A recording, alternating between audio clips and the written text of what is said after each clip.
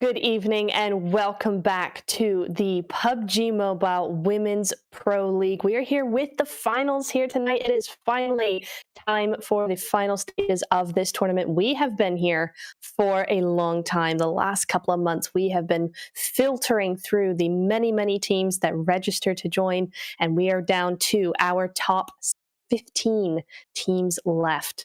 So, or top 16 rather. So very exciting. We're going to be having a lot of fun with this. And yeah, really excited to see where these teams are going to be placing finally. I mean, it's going to be a big 3 days coming up, 5 games a night. So there's only 18 more games left for these teams to actually get some of that prize money for themselves. Been a whirlwind of a tournament, honestly, to be fair. I mean, we've had a lot of action coming through to make this a breeze. So there you go. Got to have those point system breakdown there for you guys in the chat. We do have first place going to be going to 15 points. So you win that chicken dinner, you're going to get a lot of points. Elim points don't matter as much as those placements. You do get 1 point for each, but those placements are where it's at. 12 for second, 10 for third, 8, 6, 4, 2, 1, and 0 as so on. So 13th, I mean, I've said it many times during the games. I mean, oh, we have squad roster. Oh, righty, look at that. But I have said many times during the games, you know, you win, you play for the first 20 minutes, you survive 20 minutes, and you still go out in 13th, and that means 0 placement points for you. So it's always heartbreaking to see those teams, see it happen to those teams. But there you do have your squad rosters. Galatasaray, that's a wrong pronunciation. Galatasaray, there you go. Denizbank, Wildcats, Létra Eternal, Rise of Queens. There are their rosters. Got some great players in there. We've seen them time and time again do what they do best. There we go. Second page, going to be Blackheart of Sola, One Shot Blossom, Fair Elision, and RA Esports Girls. Again, stack squads for sure. We've seen each of these teams really bring it to the table. I mean, Team Stracci as well, Reborn, Vivant, World of Wonders, and Phantom Reborn, you know, going right to left rather than left to right. I'm gonna switch it up a little, make it interesting, but yes, really excited. These are some of the best female players in the world we've got right here, and it's going to be so much fun to watch them finally come head to head in the final tournament. A lot more pressure. So there we go. There's more. SLY Nightmare, Project C1D, LQ5 for Vikings, and Yakut Quality. Looking forward to a lot of this. I mean, I have been rooting for many of these teams. I mean, all of these teams. As a caster, there's all neutrality, but I have been looking at a lot of these teams, been impressed by many of them. And we will see how that happens, how that pressure gets them during today's matches. Look at that, ERANGEL first, then a Miramar, then a SANHOK, then another ERANGEL, and we're going to finish it off on the desert like that. That's going to be a lot of fun. So yeah, SANHOK in the middle is going to be nice to see. A little bit of a switch up in the pacing of the game, because you know, ERANGEL and Miramar kind of slower paced games, and then we're going to be into SANHOK, and it's all going to go to heck there, and then go back into some slower games to finish off the evening. But really going to put these teams to the test. see what these teams are made of. I mean, we have been seeing what these teams are made of, to be fair.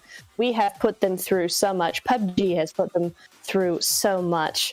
And it has been very grueling for a lot of these teams. I mean, the circles have not been fun whatsoever. Really been a nuisance to a lot of the teams. I mean, we've seen them go hardships, we've seen them go to the island, we've seen them go 40, 50, 60% water. It's been a crazy couple of months. So hopefully the finals, I mean, for us, we want the finals to be as action-packed and as difficult for these teams as possible. But for their sake, I'm hoping for a pretty smooth final for these teams. Really hoping for that. That would be nice.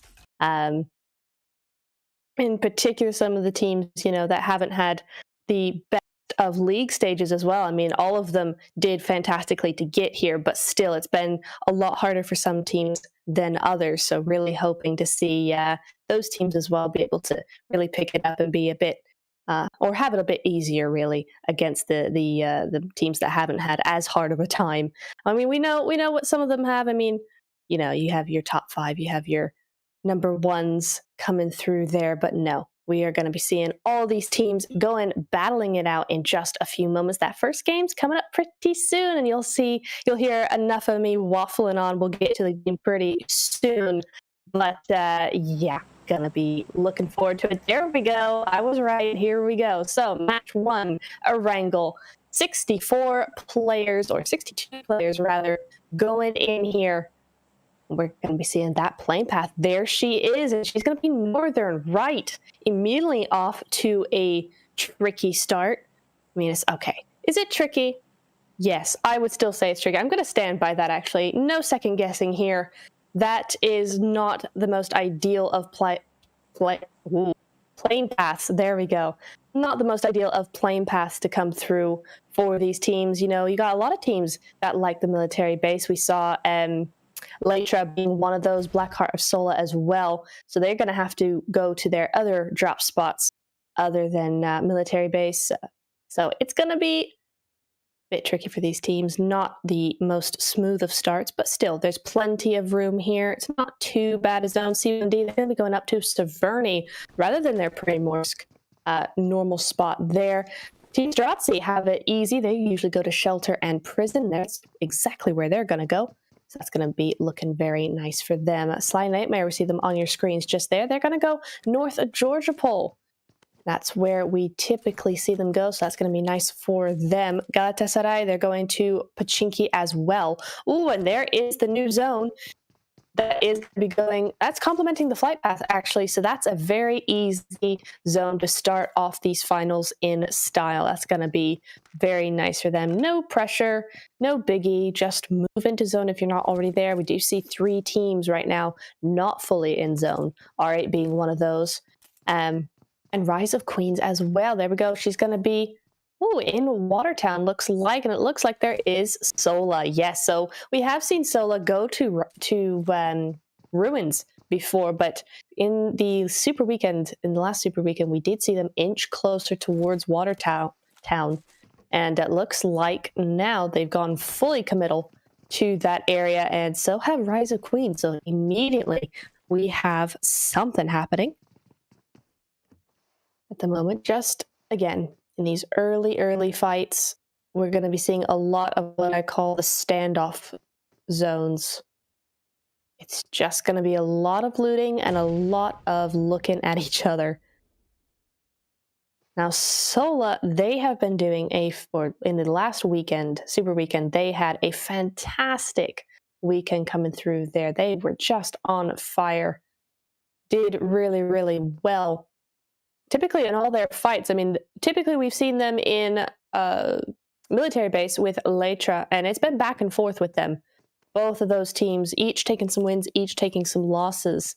But Sola have been getting really good at that fight alone. We've just seen them a couple of times, and both teams really improved there. But really liked Sola's performance over the weekend, and there's going to be a spray onto Elifs from Rise of Queens. Oh, very nearly goes down, but not quite enough. Mufar up on her roof. And that's interesting to see her there, actually, because we know down in the military base, she likes her platform. So she likes her height. She's going to go onto the roof this time. That's going to be her new platform for this fight. And it looks like Rise of Queens are not super interested at the moment in having a fight. So we'll see how that unfolds later on. Another hot drop here, though. Phantom Reborn versus Quality. Both these teams now in SANHOK, rather. Oh, and there goes one. That's going to be Melanie going down there very, very quickly to Yakut. So that's going to be Phantom Reborn losing one, unfortunately. Summer's going to be able to pick up that kill. Nicely done. Oh, that's a very pretty nade. There we go. Holly's going to be going through. Does it get the knock? Did it go off? It didn't go. I didn't see it go off even. Alrighty, so not sure what happened there, but that's going to be a bit of a saving grace there. Police not going to be getting that knock there, but back over to the Watertown. It is all going down now. Oh, goodness me. Piano on the side of Sola is down. Rise of Queens able to get up their knocked player as well. It's going to be some smokes going through there. Oh, Piano does go down. So Sola and Yildiz does get res back up. There she is. Oh, and goes right back down. Oh no, no sooner had she healed up. That's going to be going through there. Elifs as well as Delphia now trying to go through to Sola. They're on the second floor. Oh, but it's going to be Elifs with the DP around the outside on the... Yeah, there we go. That's going to be test out as well. Great off angle coming in from Rise of Queens. Just getting the upper hand here on Sola. And all of a sudden, it's just Mufar left alone on this roof. That went as badly as it possibly could have. That's a real shame. Sola getting really good at setting up those fights, but unfortunately Rise of Queens had it in the bag, and they are going to lose one for it, but it's nowhere near the defeat that Blackheart of Sola have just endured, unfortunately. Mufar trying her best to get out of the way, and I think they're going to let her go there. They've got their own loot. There she goes. So that's Mufar out, and yeah, Blackheart of Sola losing out on that one big time. That's a real shame, but still the solo. We've seen Mufar do great things before. We've seen solos do great things before. We will see them a little bit later on. Back over to Phantom Reborn. This fight is still going on. Just going to be hiding behind that Lambo right there. Trying to get some shots off. Ooh, Pauli's very nearly going down to that off angle. But not quite. Going to be healing on up there. Summers as well. Ooh, but that's under the car. My doing really good work there. Nice spray through there. That's going to be Police going down. Oh, and immediately the reciprocation, though. Very nicely done. Looks like Reese is going to be going out there. Yep, there she goes. Get thirsted on up. So that's one more kill on the side of Phantom Reborn. And you cook quality. It's just Noriaki left. Oh. Got to do something here. Phantom Reborn, they're back up to 3. It's a 1v3, and they know exactly where she is as well. There's Liz passing off that information, and they're all coming through. She is completely pinned now. She's got to do something. In fact, I don't think she can really do anything. She's going to try and get a knock here, but there's so many angles they've got on her. I'm not sure that she can really do much about it. Yeah, exactly. Goes right down. And that is going to be our first full elimination of the evening. That's going to be Yakut Quality going out in 16th position. No, not the dance. Oh. Insult to injury. Summer's going to be doing a little dance there. 4 kills. Nicely done. But unfortunately for Yakut, that is the end of the line for this game. But GG's nonetheless. Well played. Ooh, and now we got Nightmare. They've come down from the North Georgia Pole area. They've come right back down onto Rise of Queens. Now, this is where it could get interesting. Oh, wow. They're really in there. They've pushed all the way in. You're just seeing Beshka there. Chilling, hiding. We've also got... So it's a 2-2 split going through there. I like that. It's a nice one. One on either side of that bridge. Oh, no, it's a 1-3 split. Oh, that's interesting.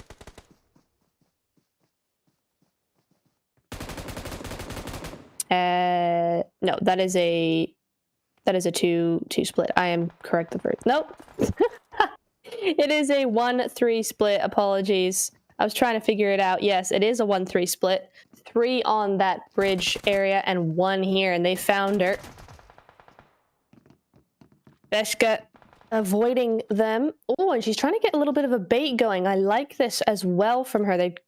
In this bait, they're trying to get Rise of Queens to come around to the other side where they can easily get them, but it's not going to happen just yet. The nade's going up over the top. There's that cover coming through, and that's the new circle coming in. Oh, there she goes, right to the center again. Thank you, PUBG. Finally, we're getting a zone which doesn't kill at least half the lobby. Very nice. So these teams now going to be coming through pretty easily, I would have thought. Are going to see a little bit of traffic on that eastern side, though, so going to have to keep a little bit of awares of that. Yeah, exactly. Here we go. That's what Beshka's trying to do. Get these enemy teammates over onto the side where her teammates can shoot them. Rise of Queens, though, a little bit smarter than that. Going to be trying their best to avoid that. Ellipse is right there, just chilling under the water. Oh, tries to get the smoke going, does get the smoke going, but has to get another med off. So that's a big sacrifice of meds right there. Q7 on the other side, but it's all smoked up now. They can't really see. So that's a really nice play coming in from Rise of Queens. I do like that. It's good defensive work. And they're still trying to get her. Oh, but Delphi has an off angle. She's going to be trying to get something going on there. Could be sneaky. Beshka's still nading that area. Ooh. Oh, but she knew. Okay. I didn't think she had seen that. But she had. So the nade is going to go over there. They know where each other is. Beshka's going to be retreating there. Just going to be falling back a little bit, trying to get a different angle going, because that clearly was not working. She's actually going to be going back to her teammates across the water, I think, there. But we're going to move over, to the Wildcats. I did see a little bit of action going on in the kill feed. Oiku there does go down early, unfortunately, but the knocks are on LQ5 LQ5 for Viking side. Oh, and that's 2 down for them. Oh, dear. Or 1 down for them, and then Fims just got rezzed up. Okay, so, but they are only a trio. Oh, very nicely timed there, though. Elem just got that timing wrong a little bit there, or just got spotted, unfortunately. Oh, but that's going to be LQ5 for Vikings. Dead and down. Away they go. There was just the trio, and against the, well, not quite full squad, but against the firepower of the Wildcats, that's not going to be enough. So they're going to be going down in 15th place, unfortunately. But GG's nonetheless. Better luck next time. Still a lot of games to go. This is not the end of the road, but gives them a little bit more time in between now and the next game.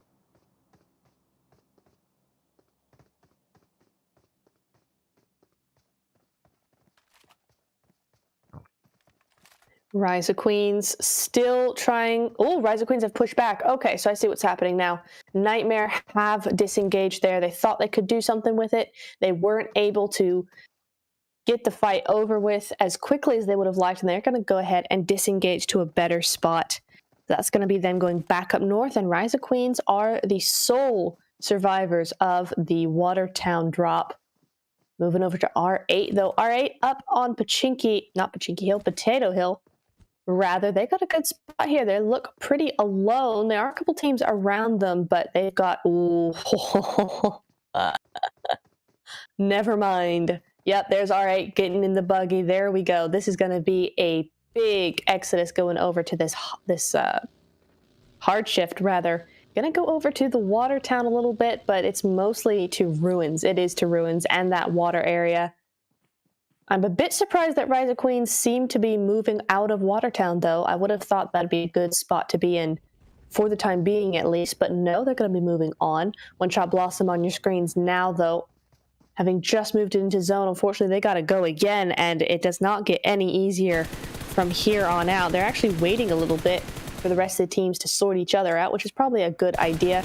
Sola does get eliminated there. Mufar going down.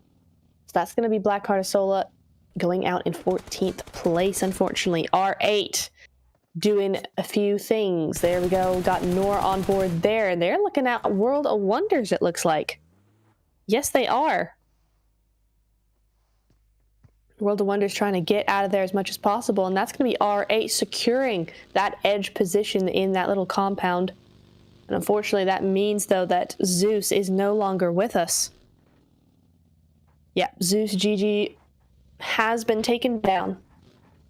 And that's going to be then going on as a 3-man squad. 0 kills on board right now, but I don't think they've really met up with anybody at R8, or the first real team or team that they've really come across, I should say. But Melzy, oh, they're going to be going for these ERANGEL ridges over here in the fields, which I do love. I love me a good ridge. Much better than a compound, honestly.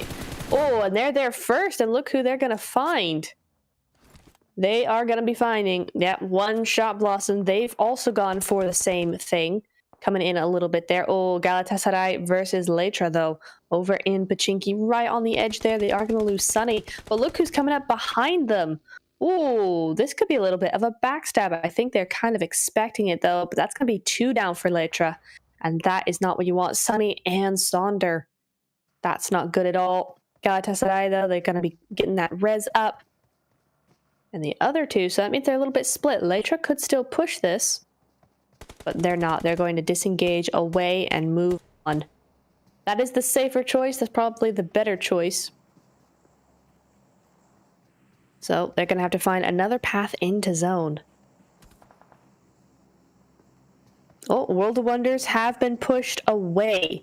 They're going over to the ruins now, and it looks like they've lost Lucy. World of Wonders, or not World of Wonders, sorry, to One Shot Blossom. That's a real shame.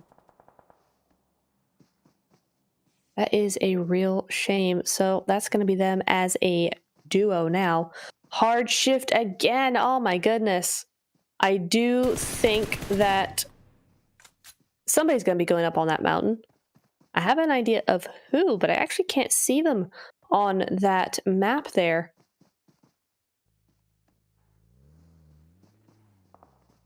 No, they're still here. Yeah, the Wildcats. I think the Wildcats are probably going to try and get up there if they possibly can. Usually do. But One Shot Blossom now in a fight with someone else. Rise of Queens still in their little Watertown area, but look to be moving on out there. R8 pushing forward as the new zone only has 20 seconds left on the clock. Oh, it's very busy right here. One Shot Blossom. Oh, this may be the end of them. Down she goes. That's another one down. Leany, though, with the prone spray. Nicely done there. Nor is down on their side, though. But Leany's going to try and get those points. There we go. That's their 3rd point on the table. Oh, Cotty getting shot at, though. Gonna be smoking on up there as well. One Shot Blossom, they're just down to Melshad now. And there she is. Gonna be doing her absolute darndest to try and get those sprays going. It's not gonna be happening. Rise of Queens! Oh, that is a surprise going in there. They're gonna be getting taken out by Galatasaray over in the Watertown, and that's gonna be them in 13th place. So again, only Elam points for them this game. That's a surprise to me. They have been doing so well there. But it happens. Galatasaray are one of the strongest teams, certainly in this lobby, so sometimes these things happen. R8 now pushing forward. Inch by inch, they need to come into zone. Melshad's trying to gatekeep them best she can, but she is only the solo, and Sky and Kadi know exactly where she is. Over the top of the ridge. Trying to find her, but she's behind a tree. Oh, there's the sprays coming through there, but now she's just sandwiched herself in between these two, and that's going to be very quick. Oh, very low down goes Kadi, though. Gets taken out by the zone, in fact, but no, is going to get stabbed in the back. So that's going to be One Shot Blossom taken out there in 12th place. That's a real shame, but a valiant effort nonetheless.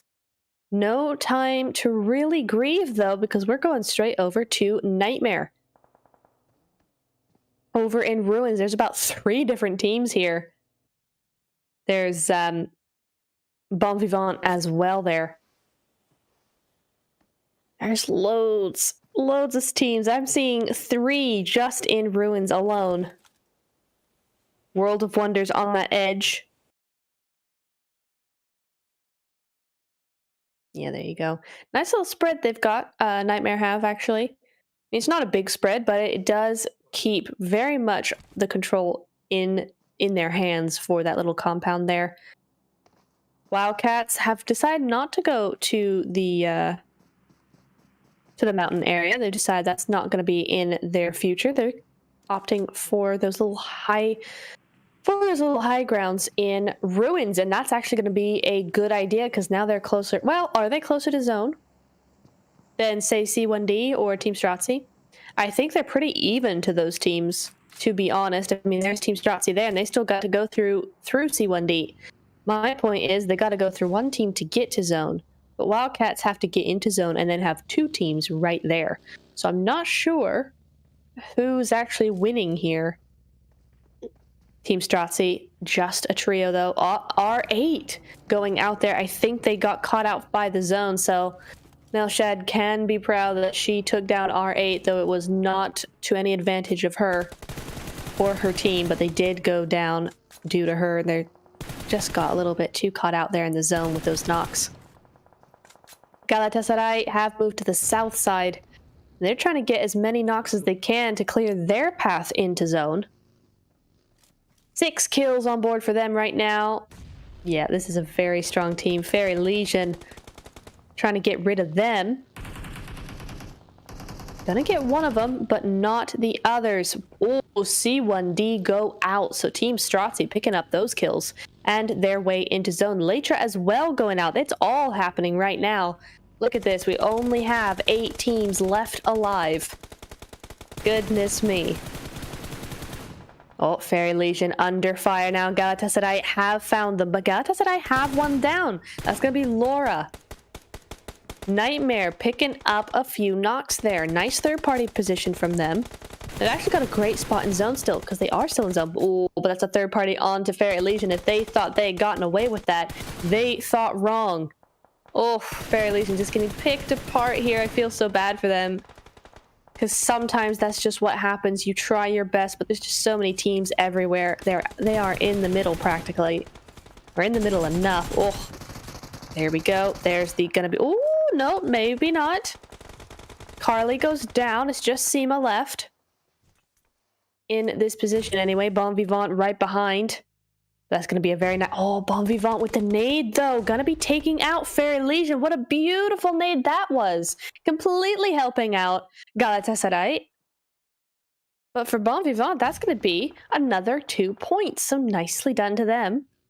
Very, very well done. But now, unfortunately, that's left Galatasaray in control of that position. Not entirely sure you want that position, but there you go. To each their own, but the new circle is going to be coming up in a couple of seconds. One and... Ooh, okay, so Galatasaray are in a gatekeeping position, not quite in zone themselves, but I tell you who is in that zone, and that is Phantom Reborn. They're looking very happy now. Very happy indeed, and only 30 seconds to the zone. We are going to be seeing, I think, 3 teams by the end of this. We got those damages on the side of the screen as well, though. Look at Summers go with 477 damage. Oh, and Tofita just went out there, but 460, so not far behind. Very nice. A lot of damage going through for these teams. And now the attention turns to Phantom Reborn. We've got the Wildcats trying on one side, Team Stracci on the other, so they're getting sandwiched pretty quickly there. Be very, very careful with how they play this if they don't want to lose this, because look at Team Stracci right behind them on this little ridge area. Just a duo, though. Bon Vivant pushing forward. Galatasaray getting picked apart little bit by little. And honestly, I mean, they saw what happened. World of Wonders does go out, though, unfortunately for them. That's going to be 7th place, though. Not too bad. But I'm surprised that they actually took over Fairy Elision's spot there, because they saw how easily they were getting picked apart there. No! Phantom Reborn had it all, and it was all taken away. Gonna be going out there in 6th place. What a shame. But that is how it is. Wildcats moving on in as Team Stracci now are in trouble. Galatasaray down to a duo. And having to fend off Bon Vivant, actually. Fend off bomb Vivant and Nightmare, it seems. Nice third party again from them.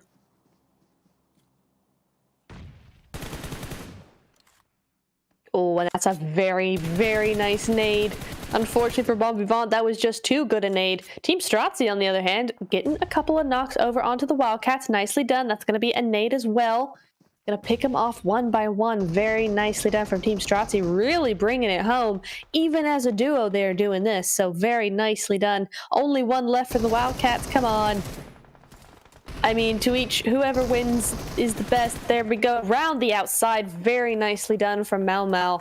Very nicely done. That's going to be the Wildcats taken out there in 4th place. 7 kills for Team Stracci. But hey, 12 kills for Galatasaray. That's a huge number for finals.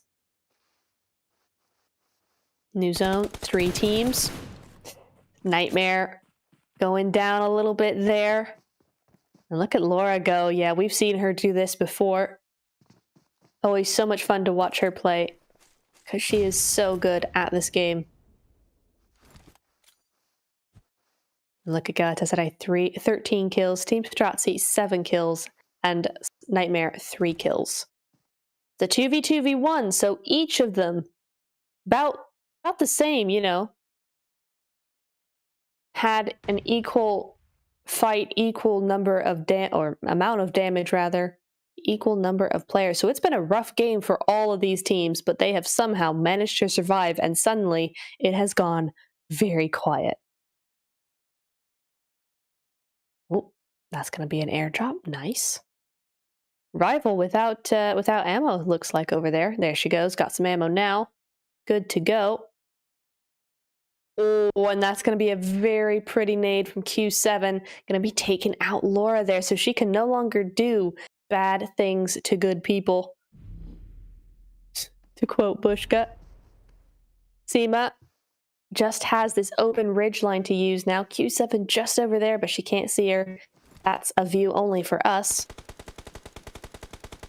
Look at Rival pushing through. The new zone has gone their way. So this is them going to be just doing all these things. Q7 does go out there, but Rival going to be snatching that one up instead of Seema for Galatasaray. So now it's a 1v2. Oh, this will be really, really interesting to see. Can she pull it off? Oh no, she's out in the open and they know exactly where she is. That she cannot pull it off. We are going straight to a winner chicken dinner for Team Stracci. What a way to start off the night, to start off the finals. Really, really well done. That's going to be them winning that game. Very, very nicely done. And that's going to be them winning the game with 9 kills. So not too bad either. Very nicely played from them. Well done. Just a great game from them. They did so well. I mean, it really started, I mean, at least for me, to see them in the action really just started with the C1 elimination there. Got rid of that squad, and then it was just from there on out, just a rampage. So very, very well done to pick up 9 kills and all that carnage. Very nicely done. There we go. You got your player stats there. Rival doing 599 damage. So that's the most damage of the team. 5 kills for her. And Mau Mau with 4 kills and 464. So not a whole lot of difference. That just shows you how evenly they were able to help each other and get that win for themselves. Kaza unfortunately did go out early, so we're not seeing a whole lot of stats from her. But the other two did get that carry on for Kaza and did super duper well with that. So very, very pleased and excited for them to start off this well, because they are one of those teams, I do have to say, they have been having a hard time. They've been doing really well. They've had a lot of really good games, but sometimes it's just been a bit of a struggle for them. So it's really nice to see them kick this off so nicely and have that morale going forward and hopefully carry that momentum to the next game. There we go, though. We have our first and second place holders, and there's your face-to-face stats. Look at that. We're seeing... Galatasaray, though, I mean, they did get 13 kills compared to the 9, but 1,657 damage compared to the 1,097. So that's a big difference there. And damage received as well, though. So Team Stracci managed to keep out of a lot of that fire there. 569 damage compared to the 1,223. So very well done, but knockouts 8-6. Very even otherwise. Seeing here, oh, damage to kill ratio. Here we go. Goodness. So there you go. You got your damage in the purple and the kills in the white there. I'm actually looking at Nightmare real quick. Look at that. 1,799 damage. That is astronomical for only 4 kills as well. Just shows you the third-party angles that they had there to just ruin everybody else's day, but unfortunately couldn't quite finish those kills and turn them into points for themselves. But it does make for a very impressive graph. That's just what stands out there. 1,657 Galatasaray. Not far behind them, but still. Just looking at that, goodness me. Wow. MVP of the match, though. Ooh, we're going with Vivant for this one. Interesting. Alrighty. So Nasty from Vivant, she's going to be our MVP for this first game. 757 damage. Only 2 kills, though. She managed to, or not, no, I can't read graphs. Never mind. 757 damage, though, and survival 22 minutes. So yeah, they did go out not fairly early, in fifth place, so not as long as some of these other teams, but to get that MVP spot still from 5th place, that is very well done indeed. So GG's Nasty. Seeing our top players in general, though, we are looking at number 1 in terms of elimination damage, all that good happy stuff, of course, is going to be Rival from Team Stracci. Going to be seeing that with 599 damage, almost 600 damage with 5 elims. Lara right behind her, number 2, still the same amount of eliminations, but 492 damage, and then you're seeing Phantom Reborn. Summers right from the get-go, getting all those damage points. Mau from Team Stracci in there, and then Sima from Galatasaray. So very nicely done. It's pretty even as well. I mean, you should expect to see these top players should be coming from those top placing teams. So it's nice to see that the duo of Team Stracci were evenly putting each in their own work. That didn't make sense, but you get what I mean. And of course, as well, Galatasaray in their way as well, doing equal amounts of work there. So that's nice to see. But there's your match rankings. And in terms of points, it's actually going to be Galatasaray who come into first place there. 25 points because of those eliminations.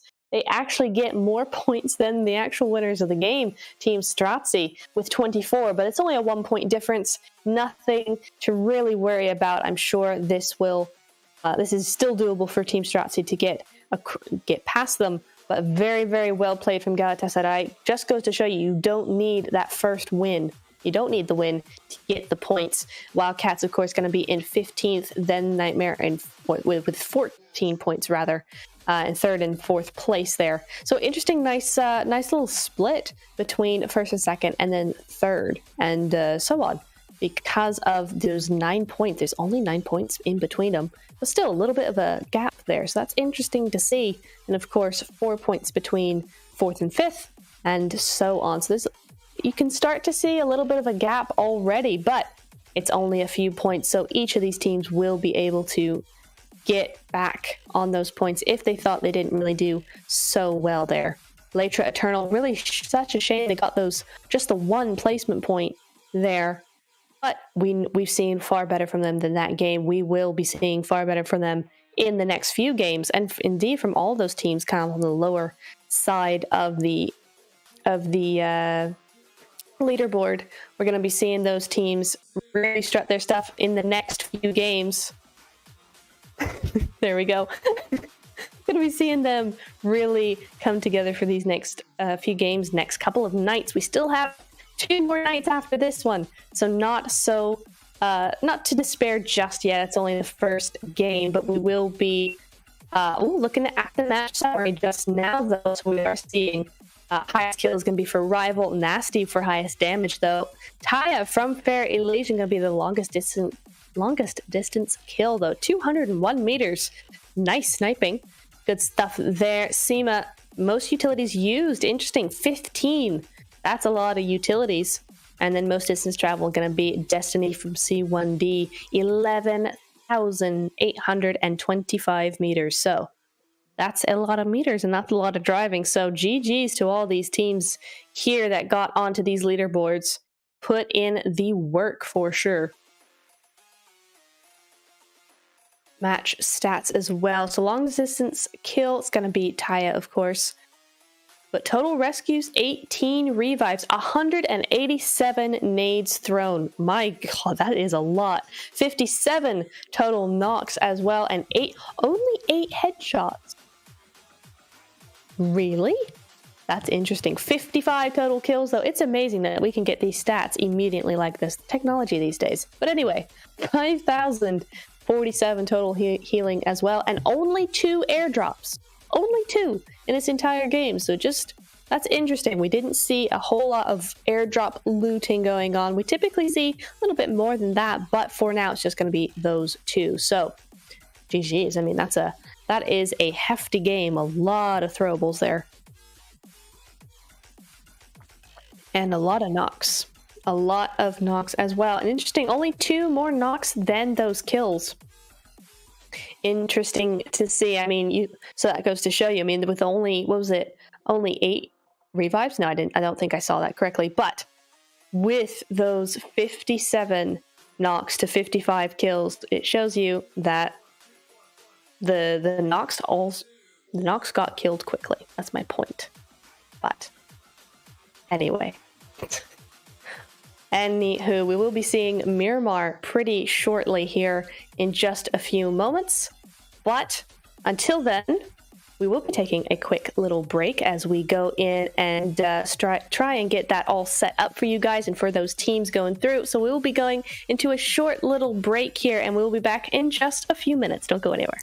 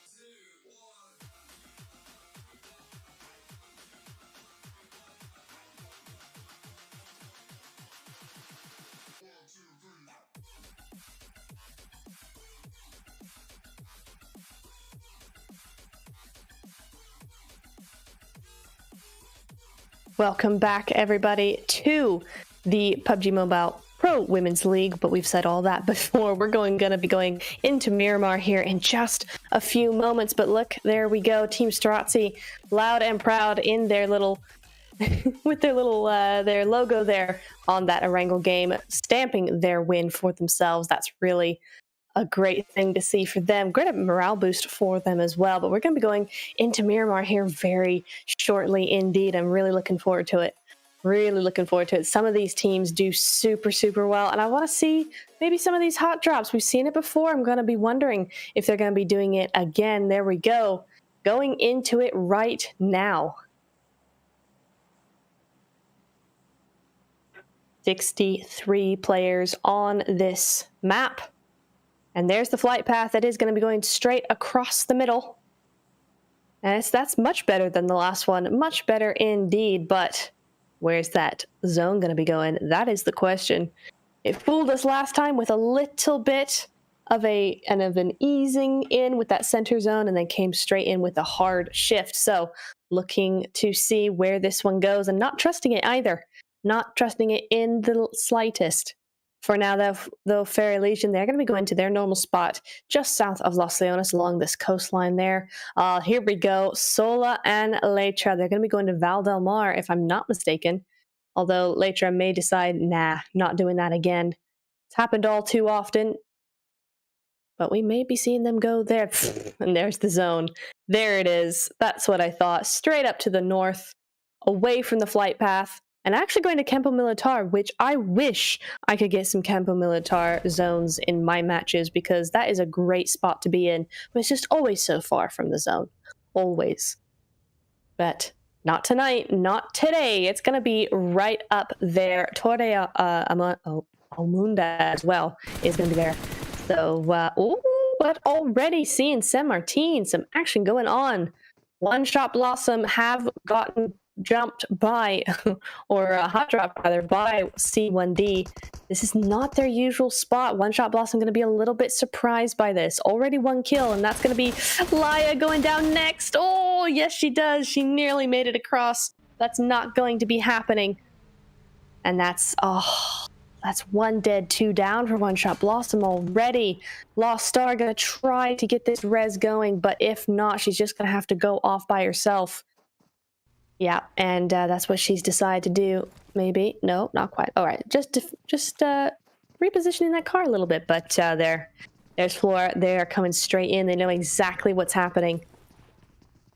Gonna loot up a little bit first. Oh, God, goodness me. Raze didn't even have a gun. She does now, though. That Tommy can be lethal, but Lost Star is going to get this res going. There we go. Uzi in hand, ready for this to start. SANHOK with the Vector as well. Destiny just going to be healing up a little bit there. And now we go in for the push. C1D up onto the roof. Ooh, there we go. That's perfect. Very well done, but it's not going to quite be enough there. That's going to be one going down. There's another, though. Mira, super low. Oh, Mira, this is all on her. Literally all on her versus Destiny. No, don't you dare get Lost Star, but she is. Drat. That is going to be Mira for sure, all by herself. Destiny. Oh, but Destiny is going to get the res. Oh, that is frustrating for One Shot Blossom. They're going to get all those reses. You need to, yeah, push now. There you go. Push to the next spot. Push all around. Oh, no. She strayed a little too far out, and that's going to be One Shot Blossom taken out in last place. Not much she could do there, but it looked like she just strayed out a little bit trying to get that vest or whatever was on the ground. And just got caught out there. That's such a shame, but a very valiant effort. Nearly had the whole squad down there, but no, it is not to be. It is going to be C1D moving forward with 4 extra kills on their board. Nicely done. GG's, and now they have the whole city to loot up as they feel like. Very cool. Good for them. Where are we? There we are. Team Stracci as well. We're going to move over to them. They've taken over El Pozo, but so has Team or sorry, Bon Vivant. So these two teams now both starting. Both of these teams looting on up. 1,600 meters from the zone, though. They are going to want to skedaddle a little bit. Zone's coming in on its way. It goes a little bit faster here. It does indeed. So Team Stracci, they're going to be looting on up. They've taken the northern side, or rather the western side of El Pozo. Bon Vivant taking the other side. There's a lot of big buildings for Team Stracci to use, a lot of vehicles, and a lot of back alleys to get away from. So we may see Team Stracci actually decide that this is not a fight that they want. They will be aware of Bon Vivant's presence here. They will have seen their parachutes come down, but this is probably where they go, yep, I'm good. Yep, there they go. We're going to skedaddle. We're going to go ahead and get out of here. It's not worth it. Let them have it. We've looted up enough, and I'm sure there's other places for us to go. That's a valid point there for Team Stracci, especially after that win. They don't want to lose out this early. They're going to be keeping it a little bit quiet, and that's really good control to see from them. Because so often you would see teams go, yeah, we can do it. They get cocky. They go ahead and you know, just try and go for the first fight they see and then lose out very badly indeed. So good self-control coming in from Team Stracci. The other thing is, though, El Pozo, I don't like El Pozo because it's so very difficult to actually fight in. I don't know the terrain that well. These teams obviously will know it far more than I do. But it is still a rough place to be in. The Wildcats now looking at them. Just outside zone, over by Power Grid. Big ol' split coming in from them, which we've seen before. But Yakut, having some issues. You good? Alrighty, gonna get that little pickup gun. Yakut quality once again over in Minas Generalis. And this time, no instant kills for them. They're still as a full squad. That's nice to see. Of course, in the ERANGEL game, they went up against Phantom Reborn, but that's not going to be the case here for the Miramar game. They're just picking up the last of their supplies.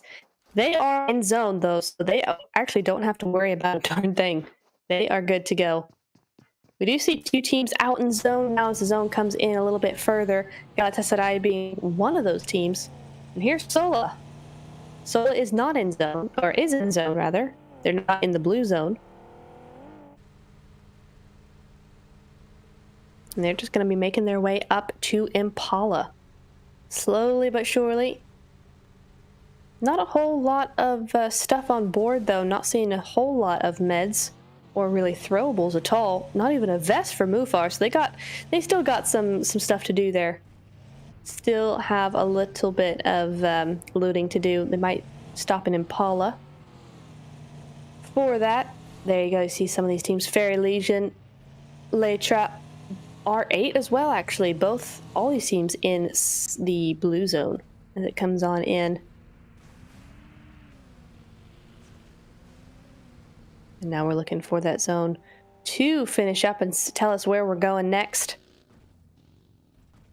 Kari in her buggy.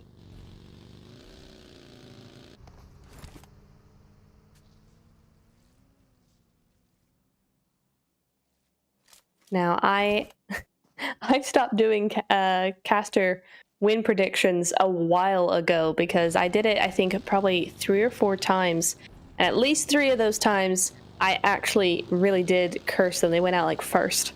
I haven't done them. Ooh, love this. Northern zone. Let's go. Campo Militar is in. Just barely, but it is in. So we are going to that north team. Stracci going to have a very nice little spot going into the northern side of zone, the northwest side of zone.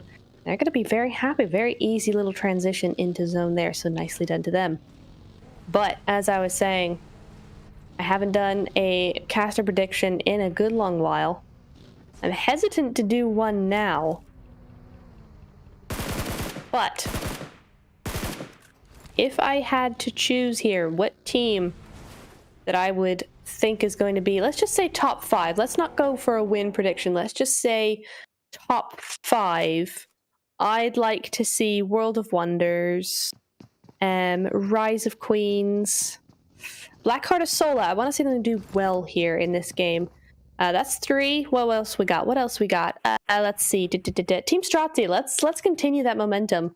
And Wildcats. That's my top 5 prediction. I want to see how they do now. I'm going to be particularly interested in them. LQ5 for Vikings. This is we're on for now, though. Back over by Cruz del Val. Yakut Quality moving into that new zone. And it's going to go very, very quickly in the south. There's a lot of teams coming in there. But apart from the couple of teams, you know, kind of bunched up together, it's actually fairly even.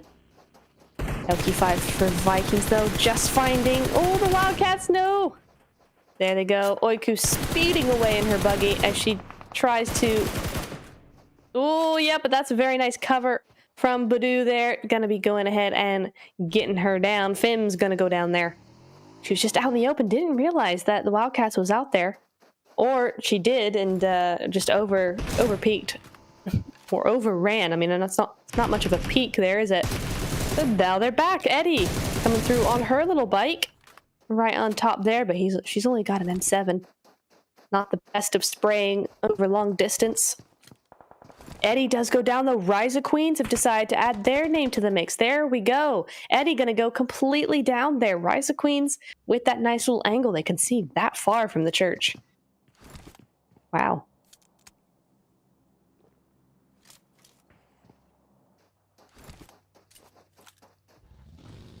Yakut Quality, we are just seeing them having 1 defeat on their side there. I think that was on to World of Wonders. Yes, it was. Aurora just went down there. Back over to LQ5 for Vikings. Cruz del Val becoming a little bit of a hotspot.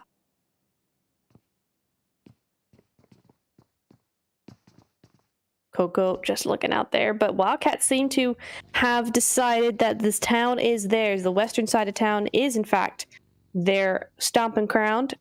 Elem trying to come back and regroup with their team, but now I don't think the Wildcats really care all that much about LQ5 or Vikings.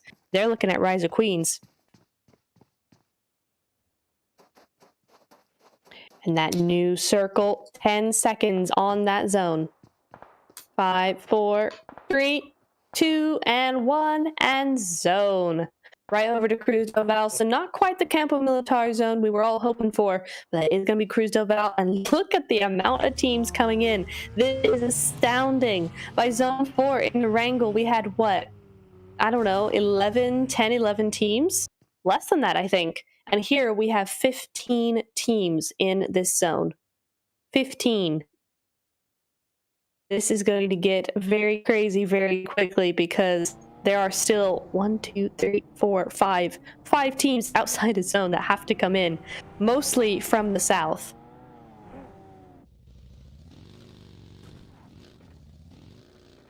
One of those teams, though, is not Nightmare. Fair Elision is one of those teams, though. Fair Elision just trying to fend off Sola there. Oh, Test and Elsa going down. Like somebody exploded their vehicle. I think that may have been Yagi. Not sure what happened. Oh no, it wasn't anybody. It hit something. It was just too low and hit something, and that's gonna be 2 down. Mufar, Elsa, everybody going down. Oh dear, it's just gonna be Piano left alive. They started out as the full squad in that rotation and left as 1. Piano gotta be doing some big things now to keep her team afloat. Oh my goodness me. Fair Elision as well. They're gonna be very happy with that. 3 kills on board for them. Thirsted up all those knocks and into the zone they go. That's gonna be 3 teams. 3 kills for themselves.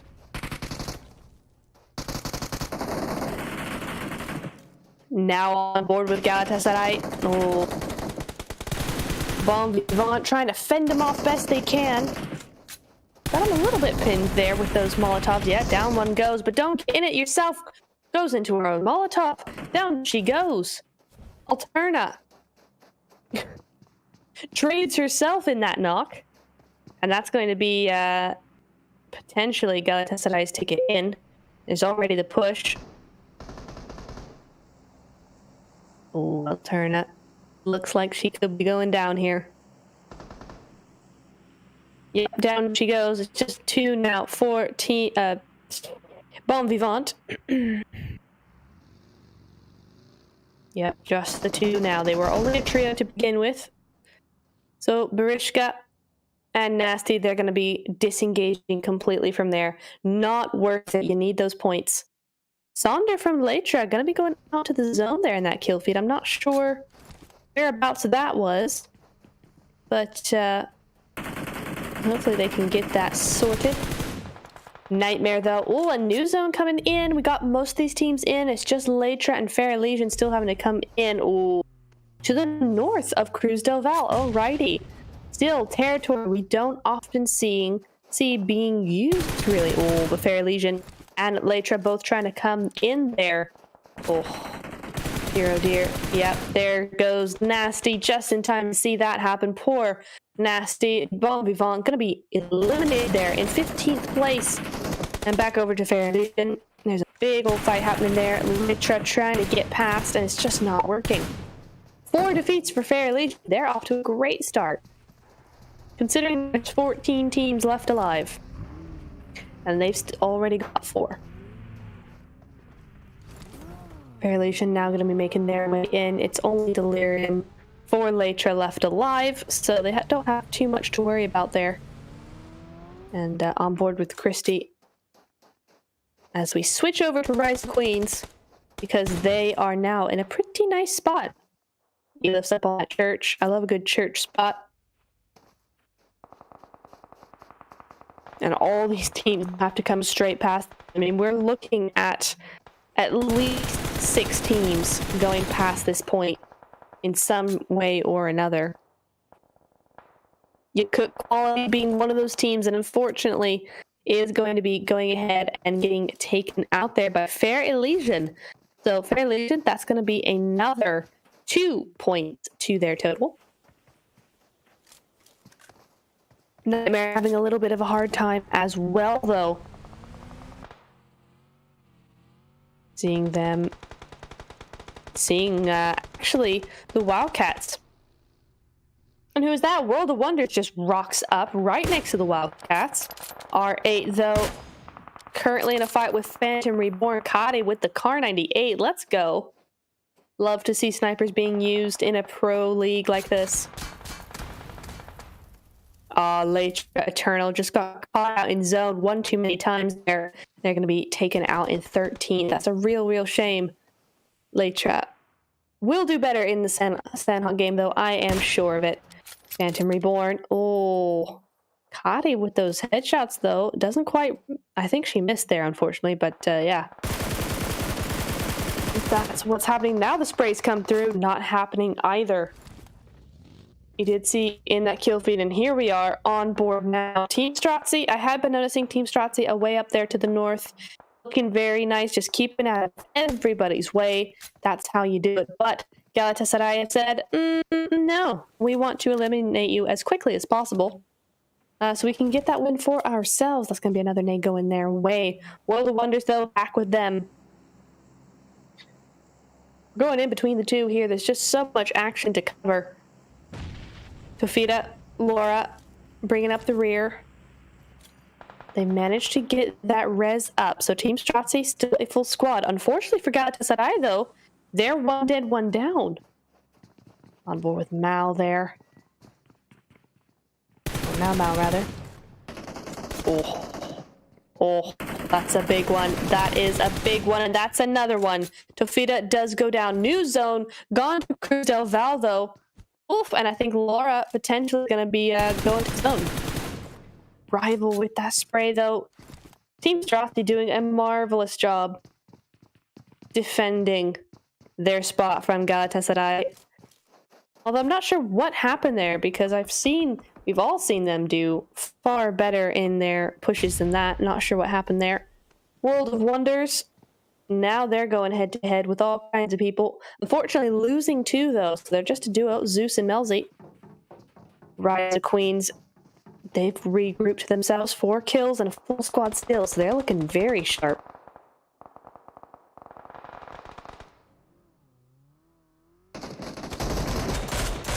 Elision, oh, rushing in, just doing the full send, going through into zone, and it's not working very well. Losing the one, knocking another.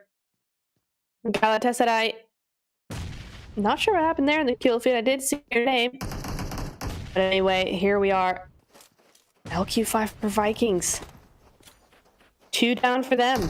So it's even things up quite a bit here.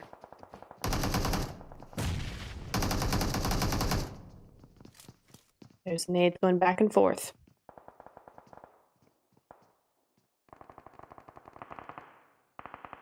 Oh. The thing is now, fairly on the one side. Oh, and here comes it back again through the window. It's light. Can she get around the outside? I think she can. Tries to get that heal off. That's going to be fair Elision trying to heal up Linu. And now goes for the res. So this is the time for the reset, I think. Definitely. Fims does get taken out though, so that's going to be a kill going over to Fair Elision. That's going to be their 7th kill. R8 meanwhile trying to come through, and it's just not happening. The other team say no. No, you cannot. And it's just going to be Nor left alive. That's R8 taken out because she's no longer with us. Back over to LQ5 for Vikings now. World of Wonders not doing these teams any sort of favors, but that's just some of Fair Elision taken out. It's just light for LQ5 now. Rise of Queens now looking at these teams down below. They're still got the high ground and they're still in zone. Being in zone, yeah, there you go. It's going to be closing in just a few seconds. We'll be seeing where it goes. Ooh. Okay. So, this is interesting. I was expecting it to either go north or south, not east or west. So, Rise of Queens, yeah, you're seeing them do that now. They have to make their way down from that hill, down from that high ground that they had so nicely. Team Stracci and C1D look to be in a little bit of a fight over to the west side, but they've got to pick this up quickly because they got to go. What was that? C1D getting taken out there. Don't know how Team Stracci snuck up on that last player, but down she goes. That is going to be the last of C1D. And once again, Team Stracci eliminate that team for 6 kills. Team Stracci on fire here so far. Rise of Queens, yeah, we knew that there was going to be some casualties here. They do get yielded up, so just the knock so far. But this could be very difficult. Nightmare are there waiting in the wings, and there's teams behind them as well. Very, very difficult here for Rise of Queens. Looks like they've managed to do it for now, though. Now these teams are really getting pushed together. I can't believe how small this zone is for 10 teams. We're looking at 19 people here. World of Wonders just spraying and praying, coming on through. 2 kills so far for them. Phantom Reborn, 0 kills. Not having the kill-tastic game that they were hoping for, but they are still alive. They're alive as a duo. That's all that really matters at the moment. Team Stracci have to cross the road, though. Oh, Melzy, no, does go down. That's going to be World of Wonders eliminated. 10th place for them. That's a shame, but Phantom Reborn going to be rezzing that teammate back up, and Team Stracci have to move across the road. This is a difficult one for him. Piano still here from Sola. Blackheart Soul is still in this race. But again, can you imagine to go out now? You have survived 24 minutes and you would still only get 9th place if you go out now. I mean, this is the kind of heartbreak that goes into these professional games like this. But interesting strat coming in from Team Stracci. They've gone for that 2-2 split, mostly because they have to res their teammate, but still, it's still interesting. The Molotovs are going to be deadly with this one, though. No, Bao goes very low indeed, but not quite low enough. LQ5 for Vikings do get eliminated there with light going out. And Blackheart Sola as well, unfortunately, going to be taken out there as well. So we're down to 7 teams.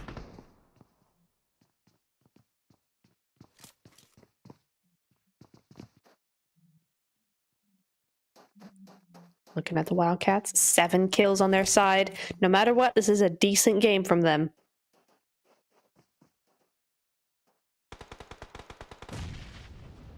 Team Stracci, it is only 1 still up for fair Elision, but still, they have managed to dominate this compound so far. Team Stracci got a strong foothold, but they have to move again because the zone has gone all the way over to Nightmare. Great nade coming in from Team Stracci over to Phantom Reborn, and now it's the 1v1 on Liz, but is not going to be Team Stracci getting taken out there. It is Phantom Reborn, 7th place for them, but GG's. I think Phantom Reborn had quite a few kills as well, so that's going to be nicely done from them. Galatasaray and Laura.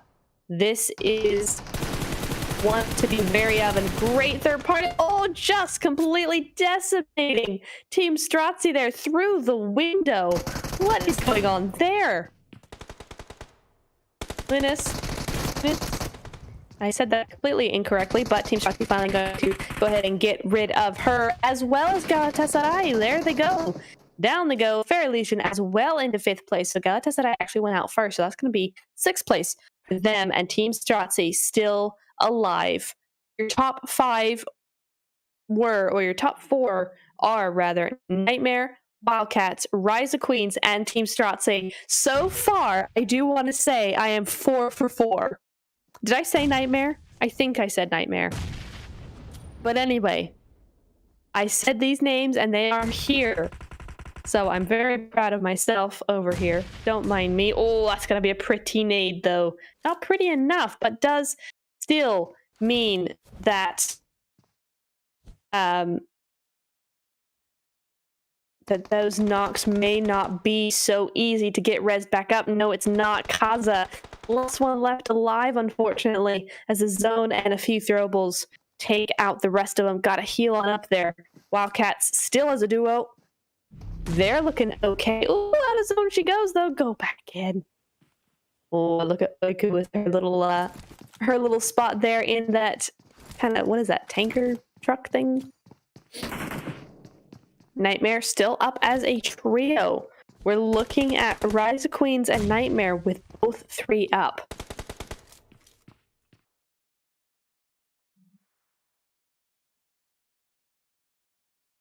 Here is the circle.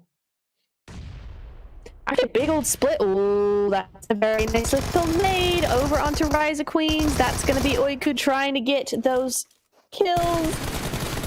Oh, very nicely done. Yakut just needs to heal up now. Oh, but the push is coming through. Oh, and gets it. The 1v3 done and dusted. Very, very well done there. Or 1v2, rather. I think Badu got another one. But GG's there. Rise of Queens get taken out. Oh, Badu and Nightmare. Oh, Yakut does get taken out, I think, to the play zone I just saw there.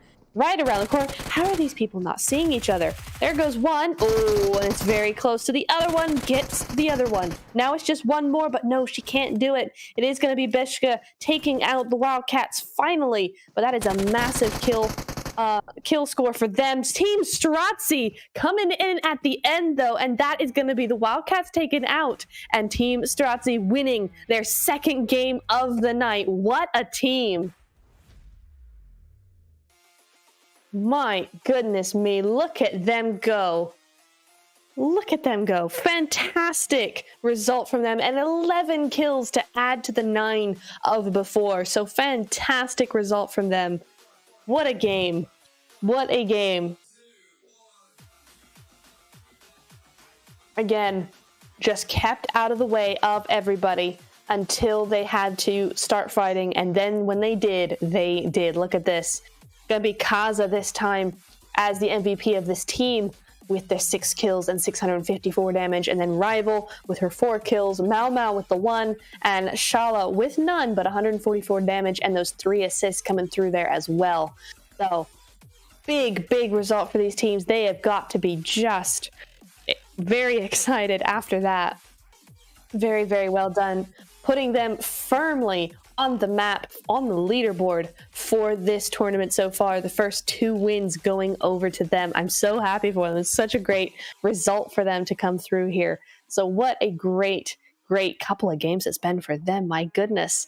Galatasaray, they tried to challenge Team Stracci up in that north side. They knew that they were there. They were like, no, we want this. We cannot. Ooh, words not coming to me, but we cannot risk. There we go. We cannot risk another one of those happening. And unfortunately for Galatasaray, it did. So Galatasaray going to eventually go out actually in 6th place. So it's a not as great result for them, but we're going to move over to the face-to-face here. Team Stracci and Nightmare are 1st and 2nd place holders here. Fantastic game from both of them. Look at the damage, much more even than the previous game, 1569 to 1390.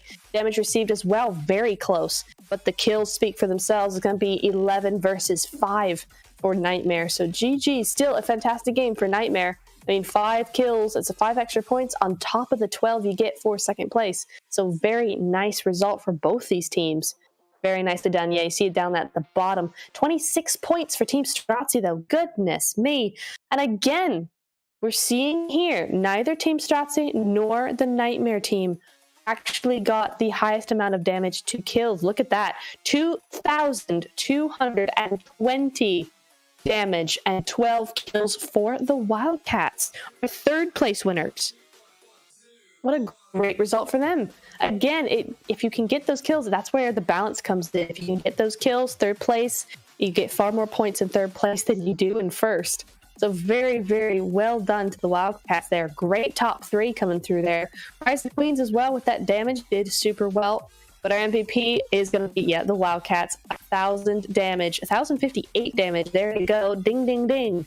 Bell of 1,000 damage for Badu from the Wildcats. 6 kills as well, and she survived 26 minutes, or nearly, rather 27 minutes. Only 2 assists, and she only healed 157.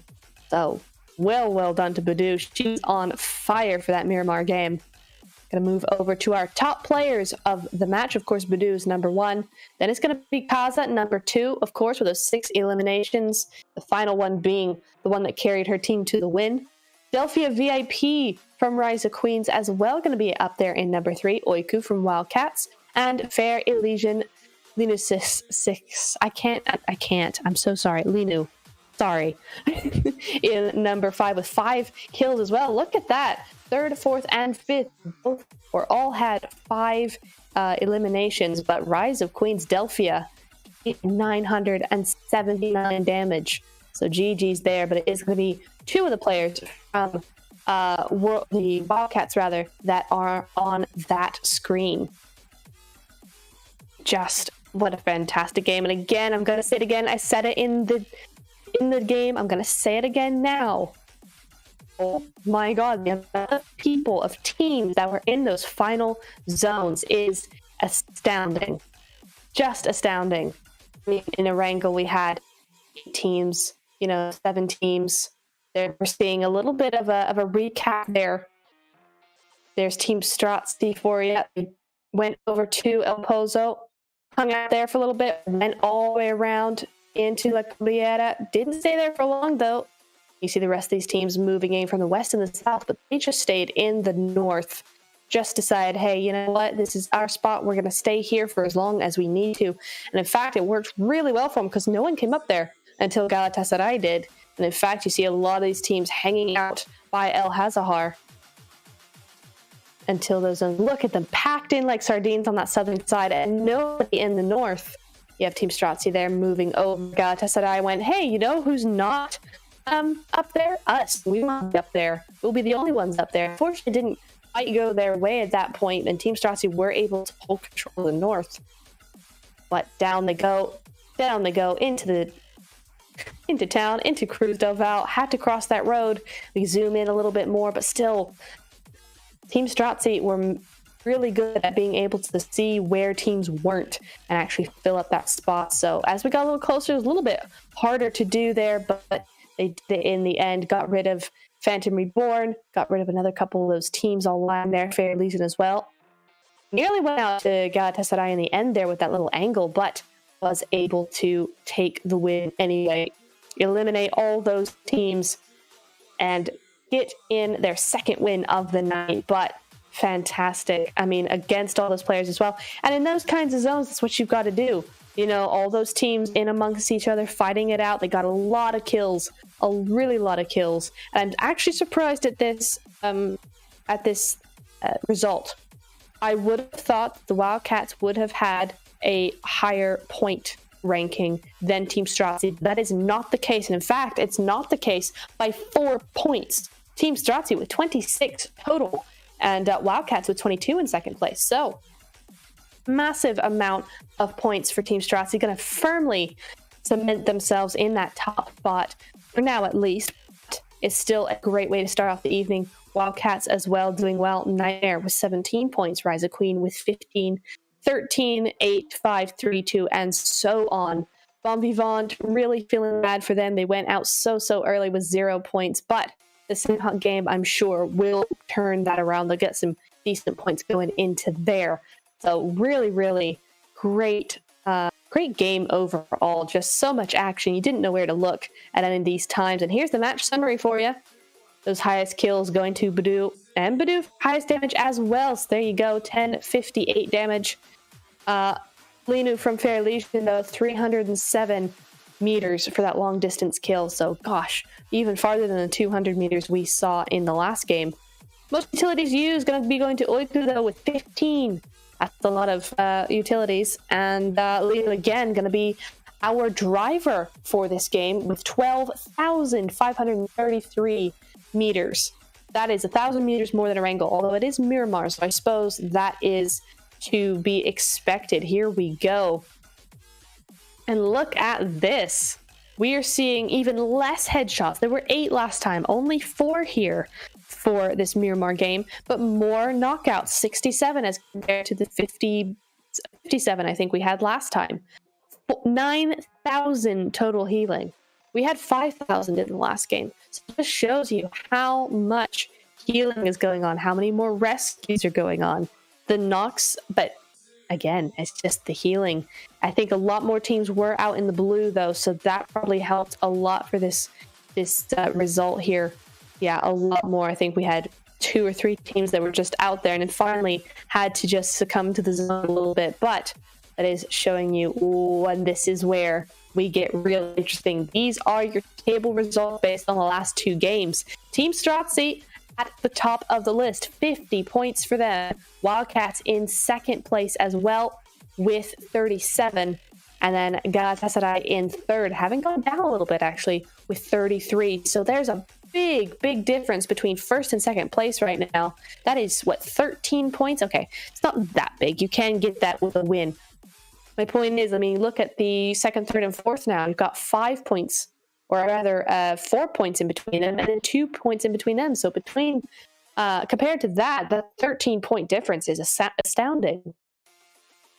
They're seeing Rise of Queens there in 5th as well. Elision, Phantom Reborn, and Vivant all on those top 8 spots. So very interesting. This is shaping up very interestingly. Gonna be seeing how in the SANHOK game now these teams will attack it. Again, with SANHOK, it's a hit or miss, bit of a hit or miss game, but we will be seeing how that sorts itself out. Will everybody be going full aggro, or will we be seeing a lot of those med strats, a lot of those sort of more passive gameplays? We'll be seeing that, but first we're going to be going into a little bit of a break. And we'll be seeing all of that action on SANHOK in just a few minutes.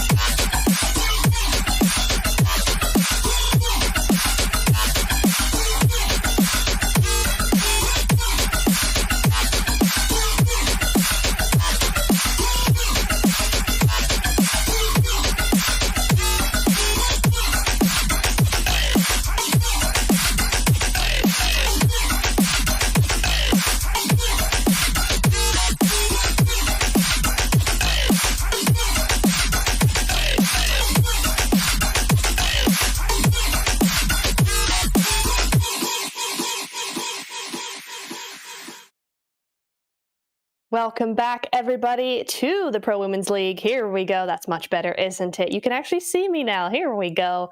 But yeah, we're going to be going into SANHOK very shortly. Super excited for this one. I always love a good SANHOK game. One of my favorite maps, I think my favorite map's probably Miramar because of the sniping, but SANHOK is one of my very favorites. And there you go. You can see winners so far. 2 for 2 has been Team Stracci. Look at that. Just looking fantastic.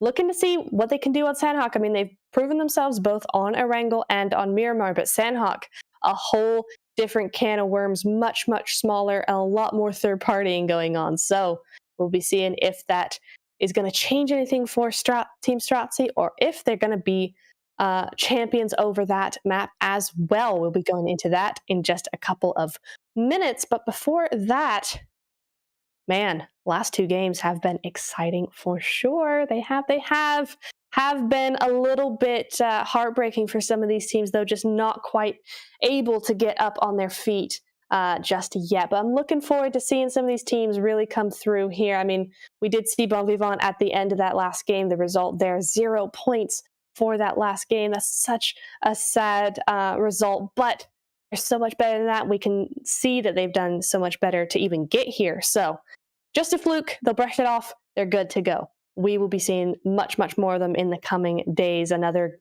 one probably going to be Yakut quality. We've seen far more from them than we're seeing just now. But again, you know, not all these teams are going to be coming in here guns blazing. They're going to be just easing their way into it.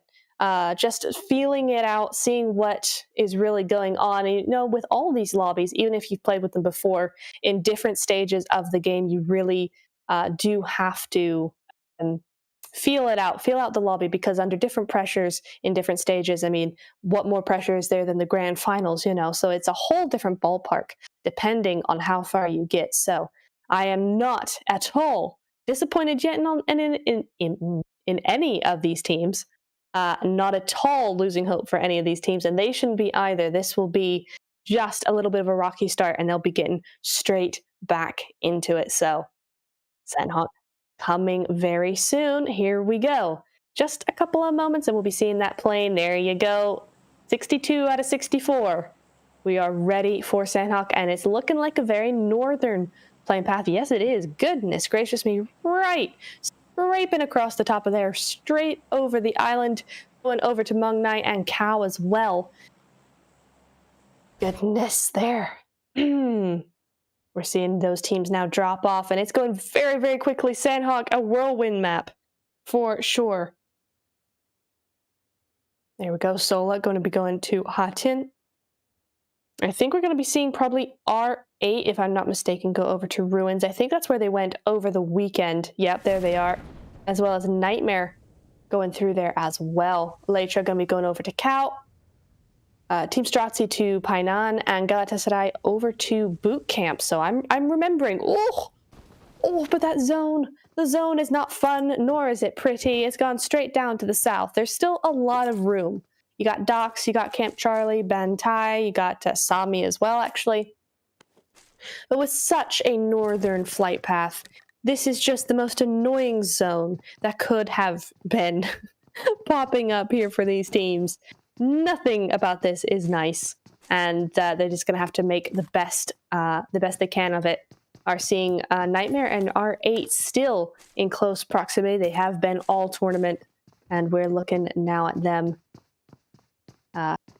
Just going to be watching that for a little bit. We're on board with World of Wonders, though. She's over by Ban, Aurora is. It's going to be looting on up. Loads and loads of loot for everybody. It's going to be very nice.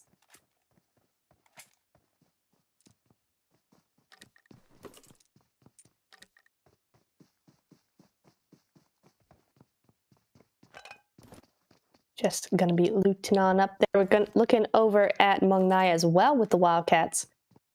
Again, very, very quiet. So interesting. For a SANHOK game, we've seen more action at the beginning in our Miramar game than we are in our SANHOK game. That is interesting. Wildcats been doing super duper well so far.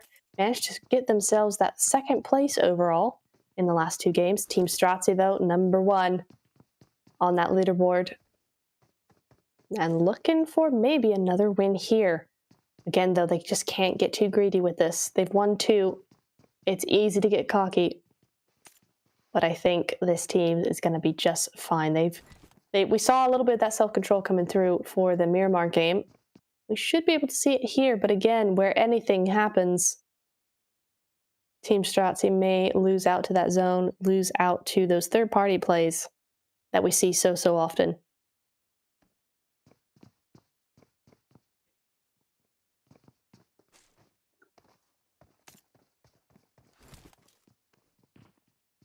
There's Hala. Oh, look at those meds as well. 6 of them over on Hala's side. But we're going over to Létra over in Cal. Delirium. She's got 3 at the moment. So there will be some prepping for some med strats here. Sunny down in that Tapmock area. A nice split coming from them, actually. As we're looking at that map, yeah, very nice little split. Sonder going all the way down to the edge of that circle. We're also seeing C1D over to that southwest side of the island. This is where they normally go. We have seen them there before. Interestingly enough, though, Nightmare not even going to try it with R8. They're going to go straight down into zone, so they're going to have to leave R8 in the dust to go into zone any way they like. Létra Opium, though. A couple of that team still in zone, or still in Cal rather, outside of zone. Phantom Reborn now with that Lambo, very nice. Gonna be Glees, Melanese. They're just, they got all the angles. They're doing alrighty.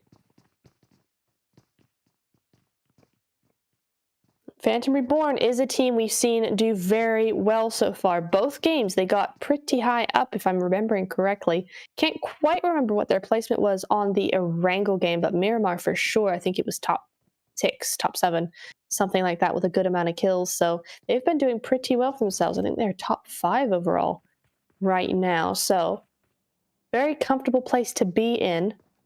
And I think they know that World of Wonders is over there. Possibly.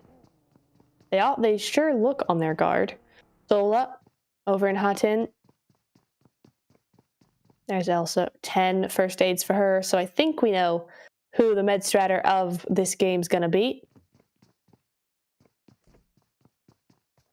Blackheart of Sola as well. Been doing decently. They have been doing decently, particularly in the first half of the game. We've been seeing them do really well there. Yeah, there's Elsa dropping off all her first aids. But, yeah, we've seen them be doing pretty darn well so far. First half in particular. Second half, if I'm remembering correctly, they kind of make it to the top 10 and then kind of fizzle out amongst a bunch of teams. But we've seen them do very well. They're very consistent as a team. So not worried for them in the slightest. Phantom Reborn just going to be moving to the other side of the river. But Vivant, sneaky up onto C1D. Looky there. Alterna. Crouch jump in her way. Oh, all the way around. Alterna with the spray. The drop spray. There we go. First blood gonna be SANHOK from C1D. Unfortunately, going down there to not Team Bravos. Bon Vivant. Sorry. Team Bravos and Bon Vivant have the same same name tag. So I get confused. But Destiny's from C1D, they're gonna be losing one. But here they are on the coastline, so that Sola was unfortunately just there. Right, wrong place, wrong time. Looks like that's what that case is of. R8 just in the distance over there as well. In the kill feed, we are seeing a little bit of action with Nightmare and LQ5 for Vikings. Not sure what's going on over there. And now we are. Look at that. Nightmare with the high ground as well. Looking very much in control of this. LQ5 got nowhere to go except backwards. Got to run out of there.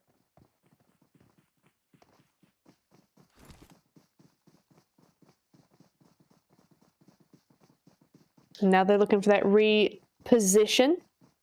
Not sure if they're going to let this one go. I mean, I think they've got a pretty good position here right now, but it looks like they're looking for a little bit of that off-angle Fims, just trying to find any sort of movement she can outside that window.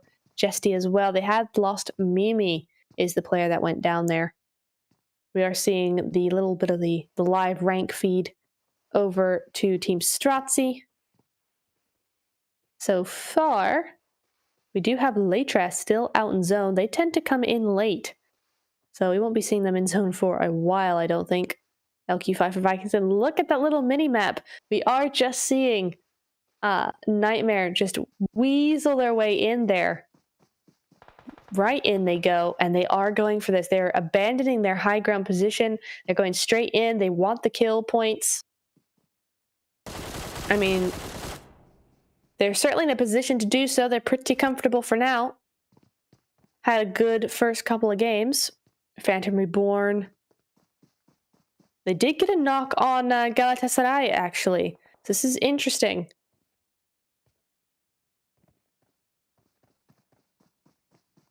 And it was Laura that went down. Okay. It was Laura. So Glez just looking there. But I think they are going to be able to get this res going because it's on the other side of the hill. I'm not sure what's happening there. Rise of Queens, on the other hand, want a little bit of the Nightmare and LQ5 for Viking action. Delphia taking a few hits right there, but she looks like she's going to be able to res back on up. So not sure what Rise of Queens are going to be doing here. Ildiz, oh, they all look like they might be just falling back a little bit, and with good reason. That's going to be Delphia going down. So Nightmare now have two teams in their clutches. Oh, new zone though. Where's it going to go? And it goes to the center. So that's not too bad. Considering the rest of the zone, that is not too bad at all. Yeah, that looks like a pretty decent zone to me. A little bit of that coastline going through there. Looks like we might have a team or two going over to Bantai there on that coastline. I wouldn't blame them. That's probably a good spot to be for now. Kind of out of the way. Team Stracci, unfortunately, not going to be able to get out of the way, though. They are right in the middle of this. And they're going to have to stay that way for some time, I think. You have Létra up there in the... still in the blue zone. That's what I meant. Still in the blue zone. Still there.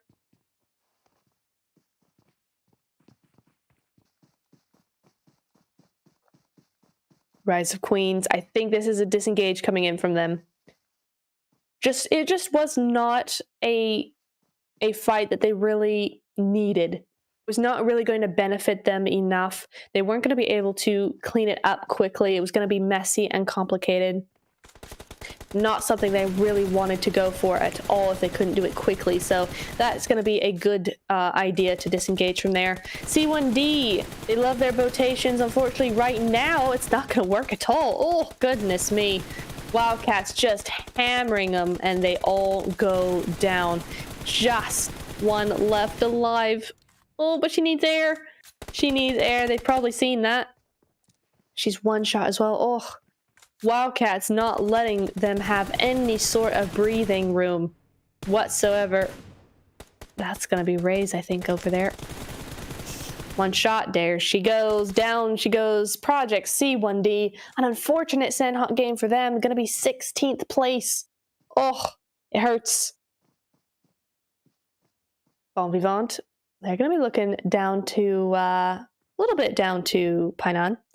And Phantom Reborn are right there. They've seen them, they know they're there, but I think Phantom Reborn are on their way south. They haven't really seen them. So Vivant gonna be bringing up the rear on that occasion.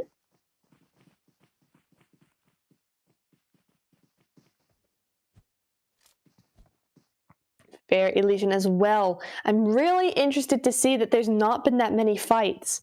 I mean, we've gotten 11 minutes into the game, nearly 12, and we have one team gone, and that's because they were out in the water and just got pounded by the Wildcats. So very interesting. I would have thought with how quickly and how aggressively the teams were playing in the first two games, I would have thought the smaller map would be absolute chaos. But so far, it's not looking that way. Interesting decision on the behalf of this lobby to actually play SANHOK slower. Rise of Queens, though, does go down. Delphia, what are you doing up there? Didn't realize Fair Elision was right there, and I'm not sure, but I think... Is she a solo? Yes, she is. Gets taken out immediately by Christy, and that is going to be this area taken over by them. I think this is Bravo, down to the south side.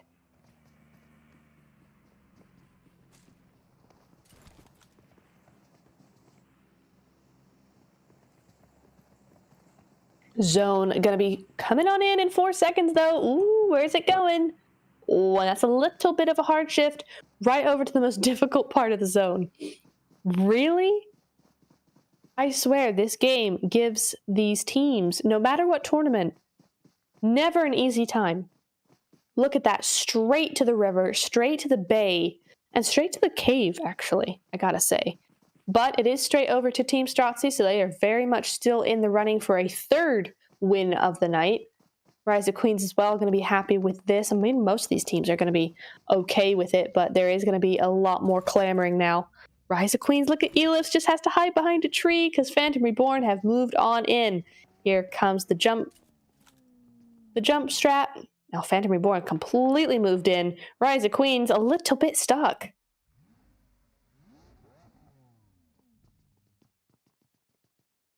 Oh, Elif's just scraping along on the ground. Oh, this is difficult. Yeah, there she goes. Elif's going to be taken on out there, but Yildiz taking one out as well.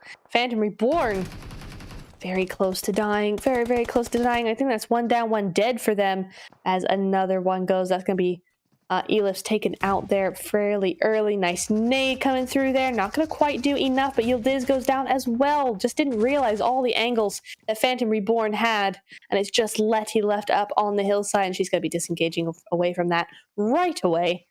That's a real, real shame. Wait, what? Yakut Quality got one of those. Where? I didn't see them at all over there. Must have been a bit of a third party going on. Wildcats and R8, though.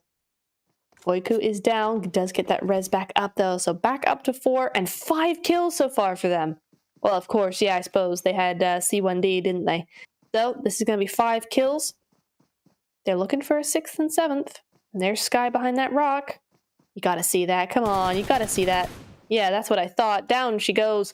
Oh, and that was the last player of R8, so R8 going to be going out in 15th position.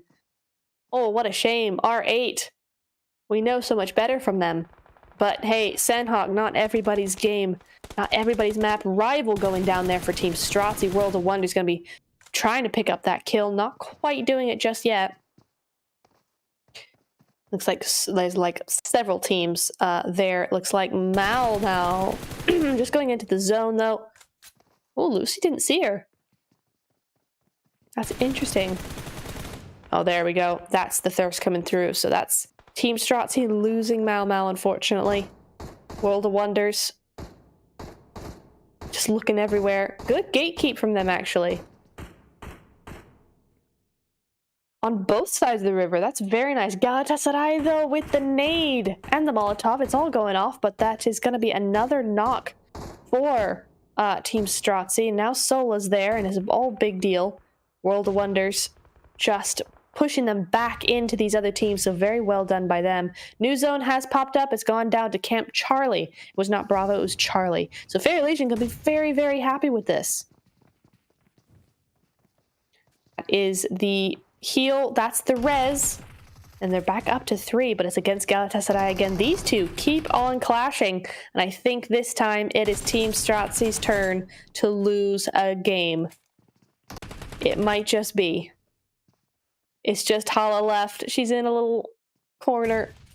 Not a whole lot she can do. She's stuck between 2 different teams. The only reason she's not dead is because she's not on the side of Galatasaray. She's on Sola's side. Oh, that's a real shame for Team Stracci. But hey, 2 wins. They've done their best. It's just the zone put them in a spot where they were right in the middle of everybody. And actually, World of Wonders did a fantastic job of pushing them straight back into Painan. Did a really, really good job there.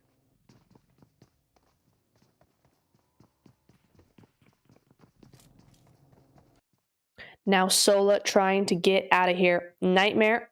We're seeing them now. Got a little bit of a split going. Looks like Camp Charlie. A little bit of a split, but no, they're on the other side of the other road from there. Vivant, unfortunately, going to be taken out there by LQ5 for Vikings, so that's them in 14th place. Ooh, and Rise of Queens might be following them very shortly. Ooh, just gets behind a tree. Letty. Very, very close to death. Doesn't quite do it, though, and is able to med on up, probably. But Nightmare, they have her in their sights. LQ5 now looking at Sola. They want that. Come on. Out in the open like that. Gotta get some hits going, but not quite gonna do it. Interesting. Sola gonna get away with that pretty scot-free, I do think. Or maybe not. Test having a bit of a hard time. But now World of Wonders are trying to get in, and LQ5 for Vikings have a fantastic spot. Galatasaray going down on the other side of the map in the kill feed. Yakut quality, here we go. 3 kills for them. They are only a trio, but it is 3 kills, so good start for them. Oh, and that's Galatasaray taken out by One Shot Blossom. Oh, what a twist. Out they go. It's going to be 13th for them. Wow. Did not expect that from them. But hey, again, SANHOK, not everybody's game. It's a difficult map to really master. And here we go. One Shot Blossom, though, after that victory, are going to be caught out in the zone, unfortunately. Oh, Yakut quality with the gatekeep. There we go. That's the word. Apologies. I've not had a lot of sleep, so the words are not coming as smoothly as they really should be. Létra, though, no defeats, rather, and just a trio up. Delirium, they've lost her. They still have Opium, though. Rise of Queens does get eliminated there. And Sola having a hard time because they want to crash Camp Charlie, and the Wildcats aren't letting them. But then Fair Elision aren't letting the Wildcats. It's a whole mess over here. And there's Nightmare. Aw, Team Stracci do get eliminated there. GG's. But it's going to be 11th for them. Nightmare won a little piece of the action as well. Look at that on the other side. Oh, one that's a very nice car explosion. That's going to be Sola losing too.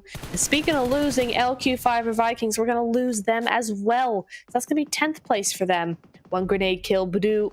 Very nicely done onto Elsa. Testra going to try and move back. But Fair Elision's got that really nice little angle. And Nightmare too. Look at that. Phantom Reborn now trying to move in. And they're not allowed. There goes one. That's Glizz.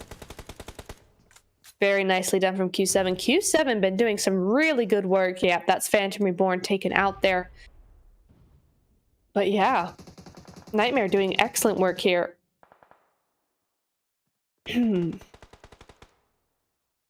Now everybody's here. Absolutely everybody. Oh no, Létra Opium. She's fallen over. I don't know where. The play zone's getting Yakut quality as well.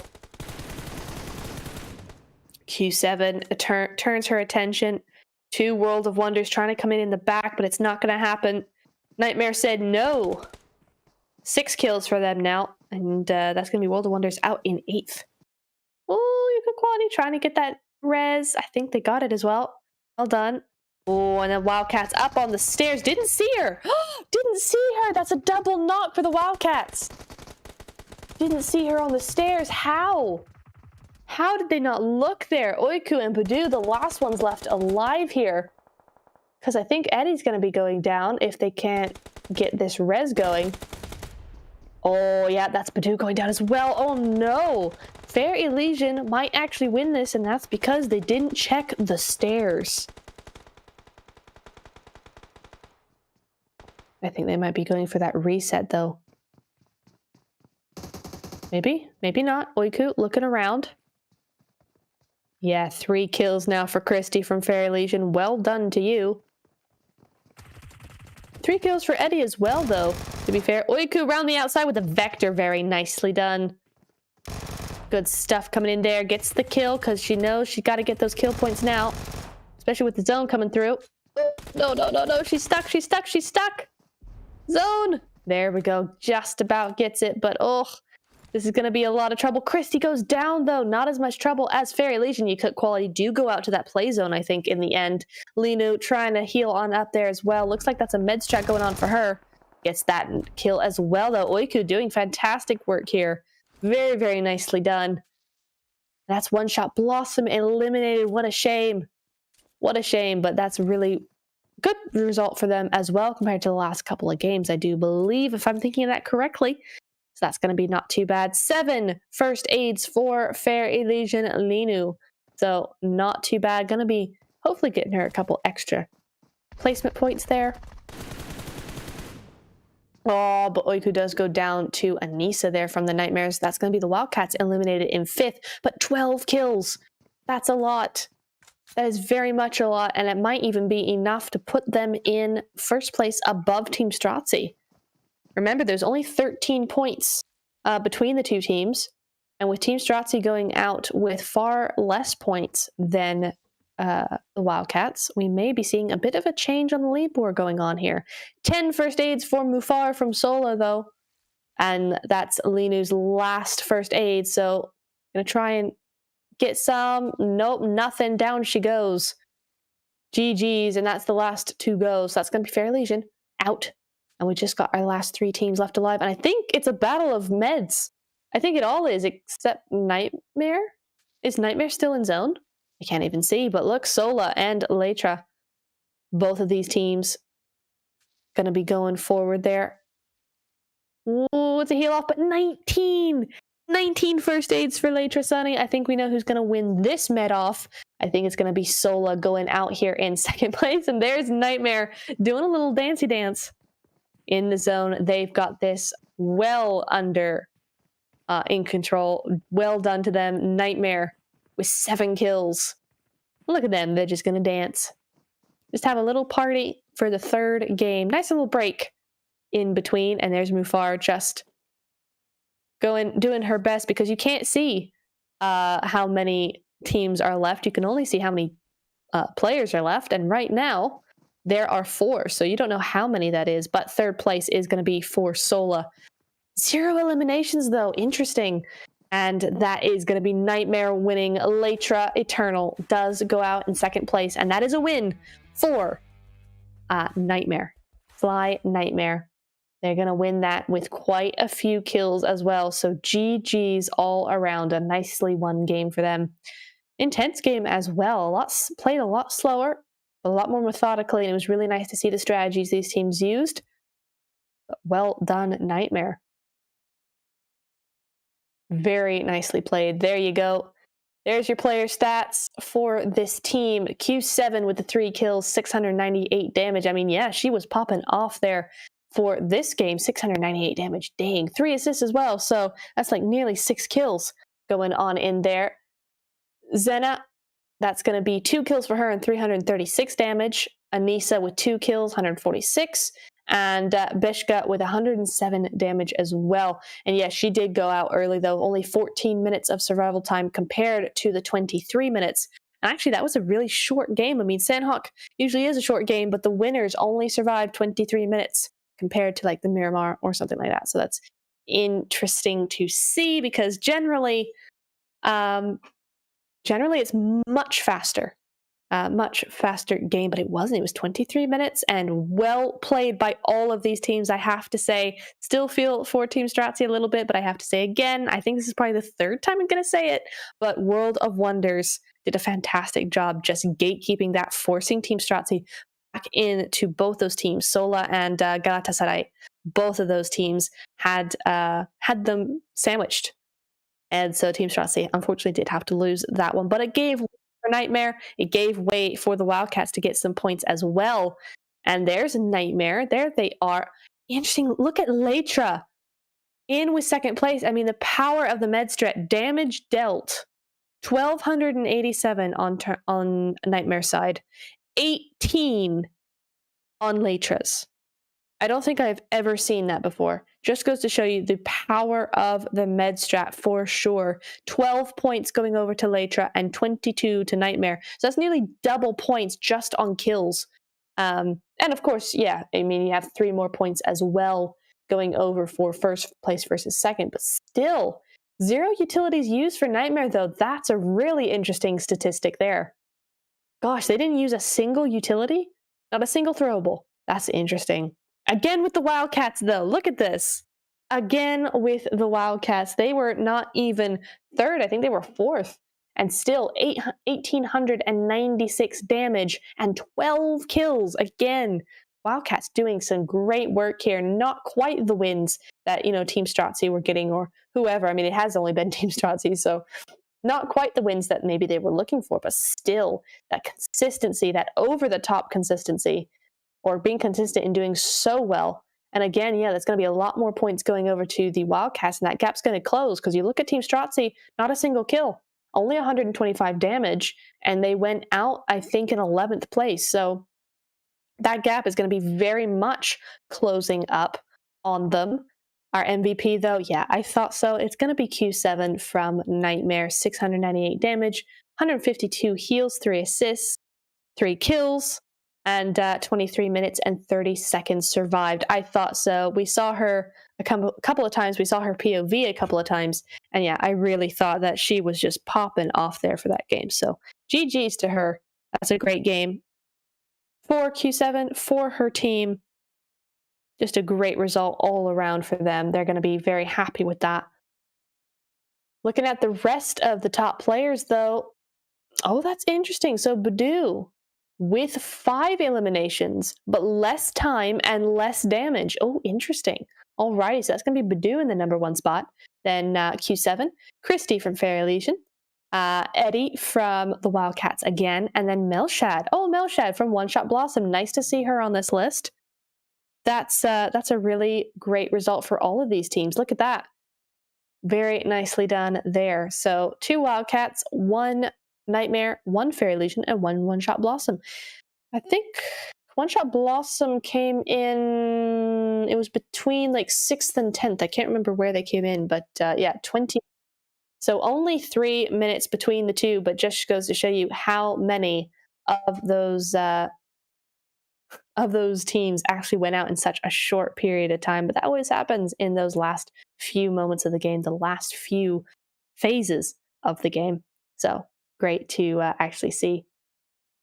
We will be going into ERANGEL next time, I think. So gonna be back on those plains, gonna be back on the rolling hills, the gently rolling hills of SANHOK compared to the peaks of ERANGEL, rather, compared to the peaks of SANHOK. But here is our team and where they went. Look at that. Gonna be going straight over to Ruins. Love that area. Good spot. And instead of going to R8 like they would usually do, they went away directly, went out early, so R8 couldn't come to them. Went to pretty much center zone, just went to that little hillside. A couple teams went to them, and they decided to have a little skirmish there. Won that one, as we see there, and all those other teams moving around.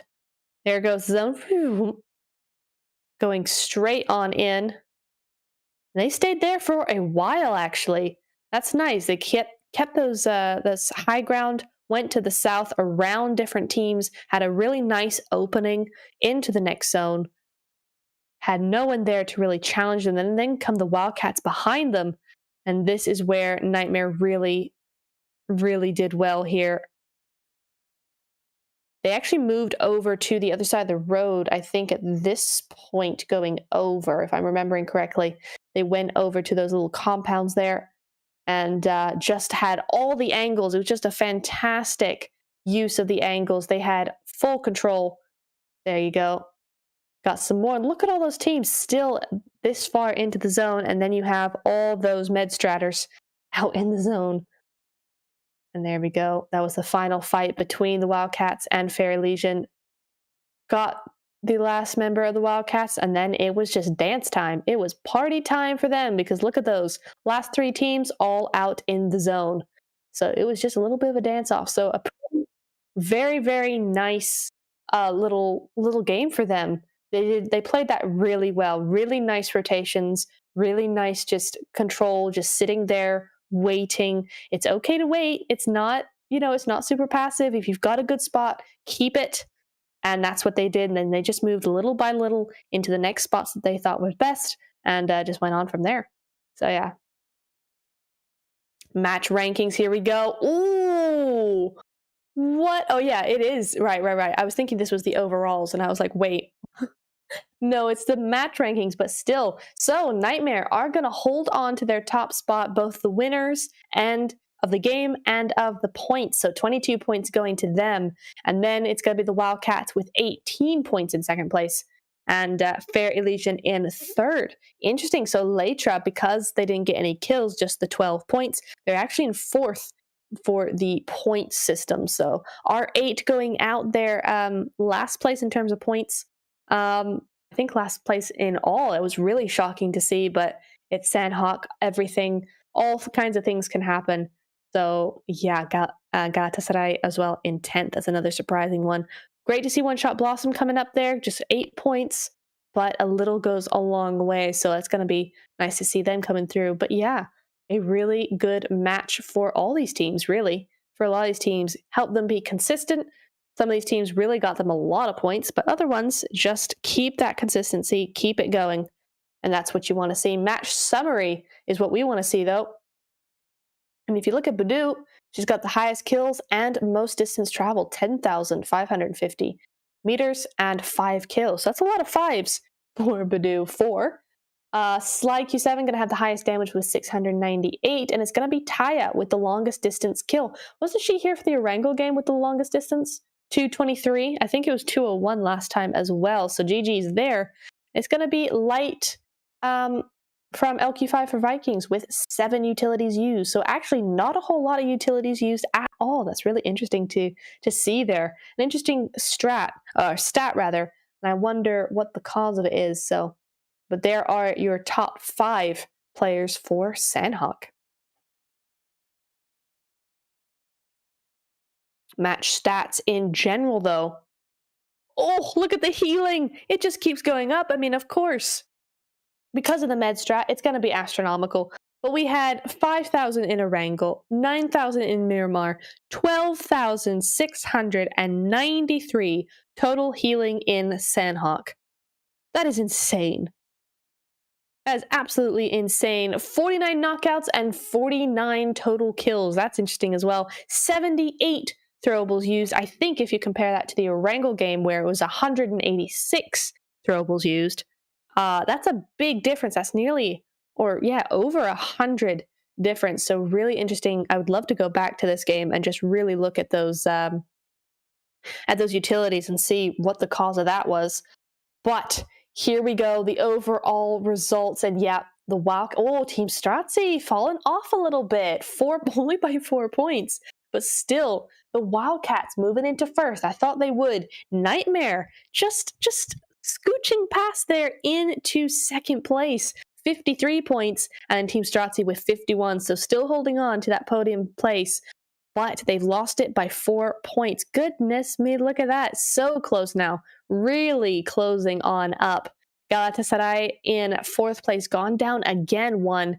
And there's a little bit of a difference there. You got the 51 to the 36. I can't math, but that is that's That's pretty substantial as far as this is going so far. And then 5th to 6th, look at that. There's a massive difference, 31 to 19 points. So Fair Elision working their way up as well. You got Létra as well, Blackheart of Sola, Phantom Reborn, Bomb Vivant. Both of those have gone down. One Shot Blossom going up, though. That's nice to see. World of Wonders going down just 10 points in the last 3 games. Yakut Quality gone up as well. LQ5 gone down, and all those teams have gone down. R8 and Project C1D. Definitely Project C1D having a bit of a difficult time here. 7 points only, as have R8. So definitely having a bit of a difficult for tonight. But we'll be seeing them in the next two games, as well as the next 2 nights. So really looking forward to how they're going to be performing and stepping it up just a little bit, because we know they can do so much better than this. So we're just waiting for that to start happening. Right. I've said all I will say.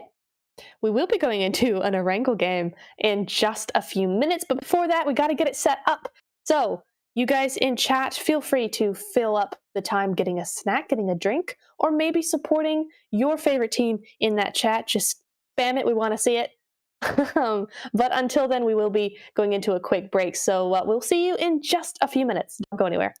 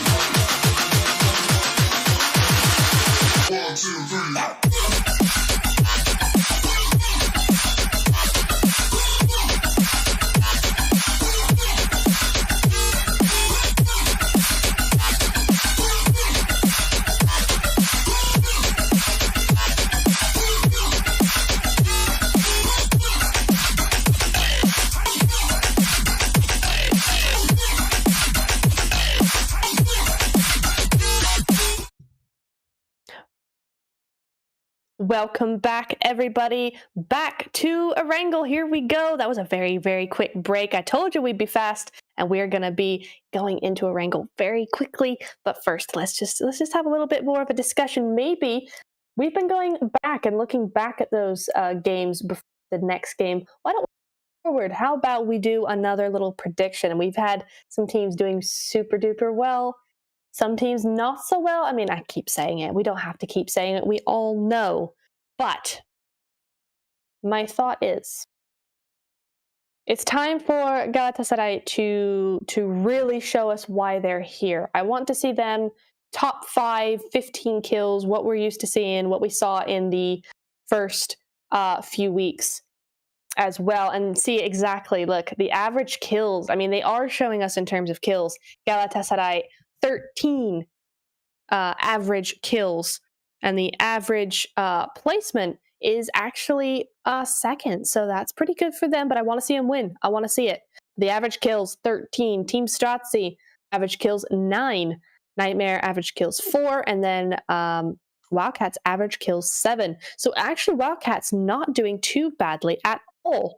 4th place average with 7 kills. I mean, that's a very balanced, very consistent sort of placement from them, and that's why they're in first. Galatasaray, I mean, even though they've had astronomical, I mean, that was an average of 13 kills, an average.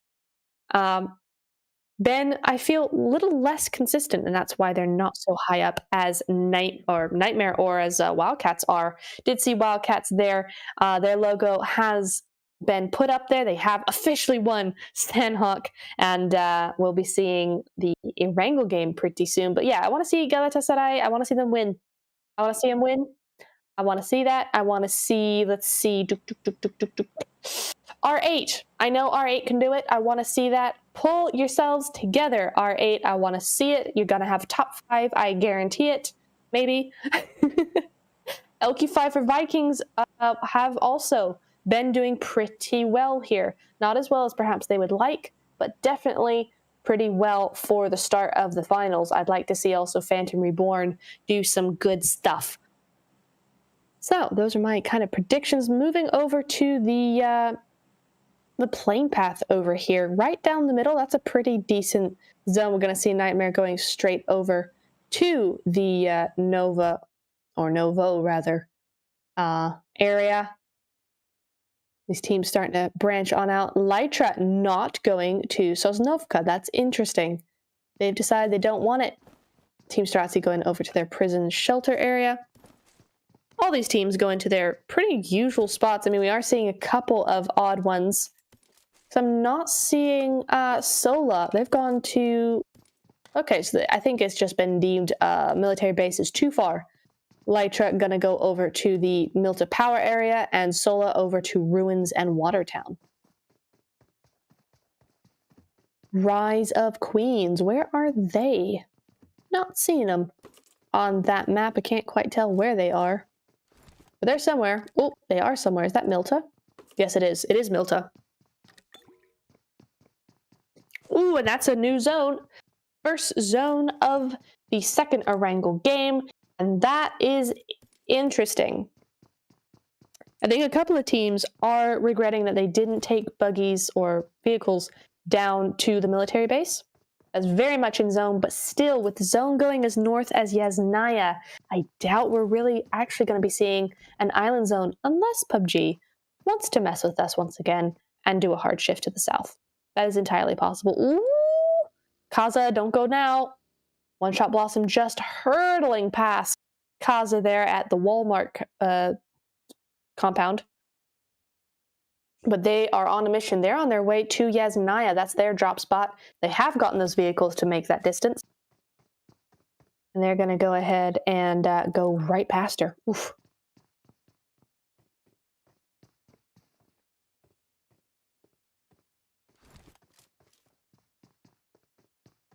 Team Stracci. Down to, I believe, yeah, third place now from first, but only 4 points behind the Wildcats. So definitely a lot to play for, and still a very, very comfortable place to even end the night if they ended in third. That'd be very comfortable indeed. They just have to have the next two games be a little bit better and consistent. They can't keep having these top 11 games, or not top 11, 11th place games, 0 points, that kind of thing. They can't really afford to do that if they want to keep their podium place. They can't. The Wildcats as well, very precarious. The top three are very precarious position. There's only 4 points between them. It could go all over the place in the next two games. What is Létra doing? Hello, Opium. Going straight past Milta on the beach side there. That is very interesting. I've not seen that from them before. Looks like they've decided to go on a little bit of a rotation, but that's straight past Rise of Queens. Never mind, Galatasaray though. Ooh, World of Wonders, look at him.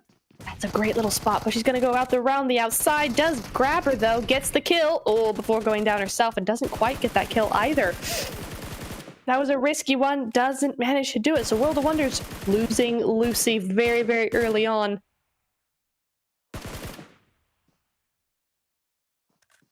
And now the shots come through. Zeus is already down there. That's quite a good angle they've got, although it's a little distant for such a compound. Zeus disengaging. He's gone to help Melzy because Laura is Right there, never mind. Melzi has the Uzi, dispatches of herself. Well done, Melzi. So that's going to be 1 down for Galatasaray. Oh, that's not a good start. I said they were going to win, didn't I? Oh no, it's happening already.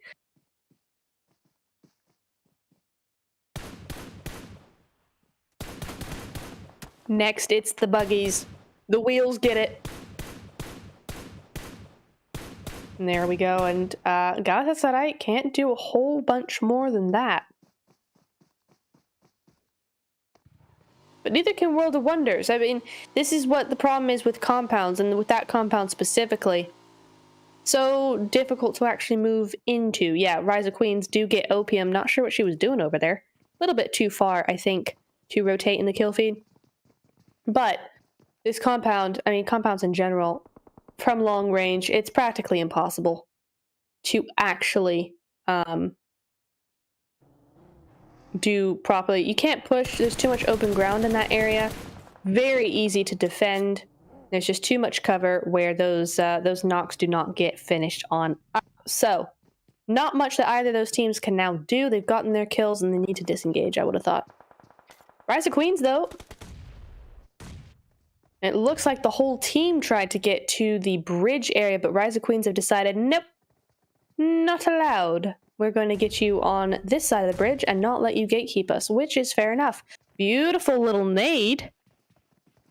Lovely, lovely nade. Nest is where they're going to try and... wait, what's going on? Oh, I didn't even notice Nightmare are there. Oh, I hadn't even noticed. So there's Létra between Nightmare and Rise of Queens, and Nightmare not having a great time of it. Oh, Delirium does go down, though. Beshka does go down as well, though it's instantly reciprocated there. Oh, and that is going to be Létra going very, very low in terms of their player count. I had no idea. They're so similar looking. Oh, but there we are. That's going to be Nightmare. Down to 2. Beshka needs to get rezzed on up, and that res is going to come through. There we go. Létra down to 2. Oh, go on. I'm always up for a good nade. Not going to quite make it this time, though. And Rise of Queens, I'm not sure where they are, but I think they must have gone because of how open Sonder is being. I think that is the case. Oh, but World of Wonders have decided to go for it. Melzi going down, though. Galatasaray up to 2 kills. Oh, this is very interesting. I have to say I do not agree with this push, especially if you're not going to go all in. So now World of Wonders is down to a solo. 1 kill to show for it. I do not think that was the right choice, if I have to be honest. If anybody wants my opinion, that was not the right choice, especially with that compound. Way too easy to get killed on, especially if you're not going to commit fully to it with all your players. I think that was a bit of a mistake on World of Wonders' part. But anyway, they are solo. Now they are going to continue as such. And solos tend to do well, so at least in this tournament. So we should see them farther into the game. Oh, Rise of Queens are still there. They just haven't really been able to do much. I think Sunny's been holding them off a little bit. Ooh, and Sunny's been holding off Nightmare as well. Q7 getting lasered with that DP. And Sunny turns her attention back over to Rise of Queens over there. Going for a little bit of a reload. Circle. New circle. Let's go. 4, 3, 2, 1. And we're seeing a lot. Oh, yeah, there it goes. Away from the island. That's what I thought. It is going to go north. And interesting, a lot of teams still in zone. Look at the massive split coming in from C1D, though.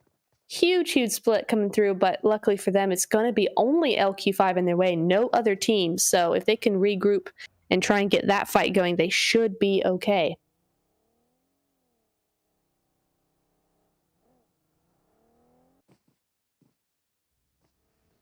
Team Stracci have 1 kill, I think, onto One Shot Blossom.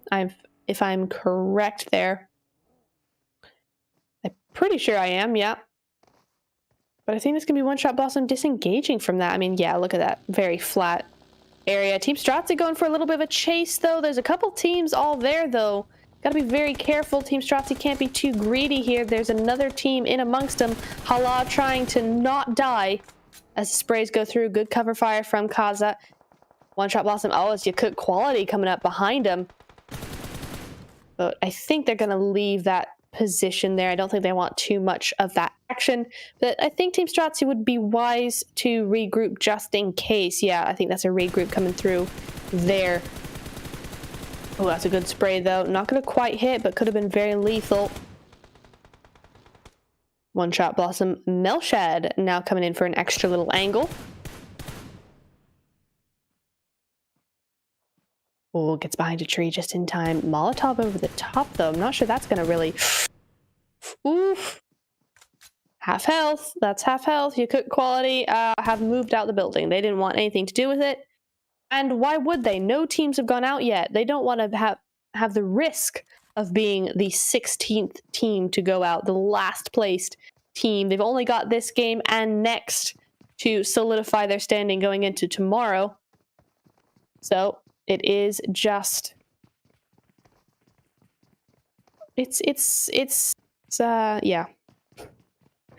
I was saying it's a wise choice. There we go. Sola! Over to Sola, though. Let's move on from whatever that was.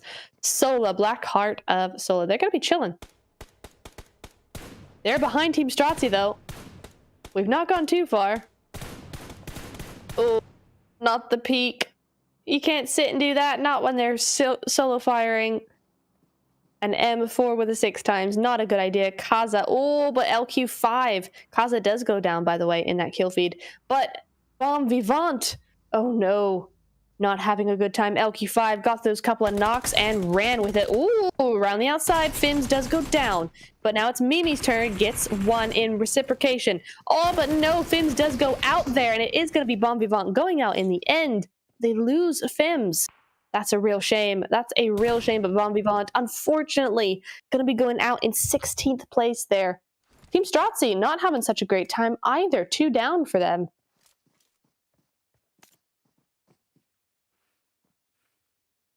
Looks like they're going to be able to get these reses up, though. And One Shot Blossom, I mean, do they want to take this? Because they need to push now, I would have thought. They know that the team is occupied. Oh, new zone, though. Oh, and it goes straight over to Shelter, over to all these teams. That's actually a great zone for the majority of these teams because you only have, in terms of, getting into zone, there are only 5 teams out of zone, and they pretty much all have easy routes in. So that's not too bad for this game. There's Melshad trying to sneak up a little bit, run up behind the trees. Just trying to sneak up there, not trying to attract too much attention. Those reses have been gotten, though. Oh, and there's another team coming into play. Oh, but that's a nade onto Rival. Oh, no.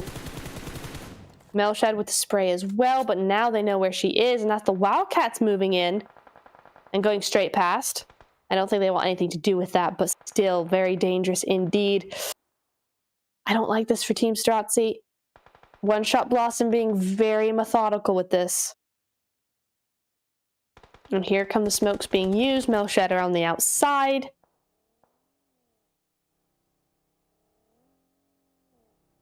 Oh, yeah, Melshad and co moving in. I think this is Team Stracci's cue to really just leave. I don't like this at all. They are trying to get those off angles around to the top side, which I do appreciate. Kaza going low for it, though. This is a difficult one, especially with Yakut quality in the back there. They will be looking for any third parties they can get. This is where the snaking comes through. This is definitely a tense one. You can feel there's a lot of pressure between these two teams. One Shot Blossom to make points and Team Stracci to keep points. Oh, there comes some. Oh, there we go. There goes one. They know where another is, though, and Kaza's going to be going out very quickly there. Oh, immediately taken out as well. So down to a trio for them. No, she's right there. Hala going down as well. That's a free extra kill. Oh, Melshad, well done you, but Hala just didn't see her there. Thought she knew where she was, and she was not there.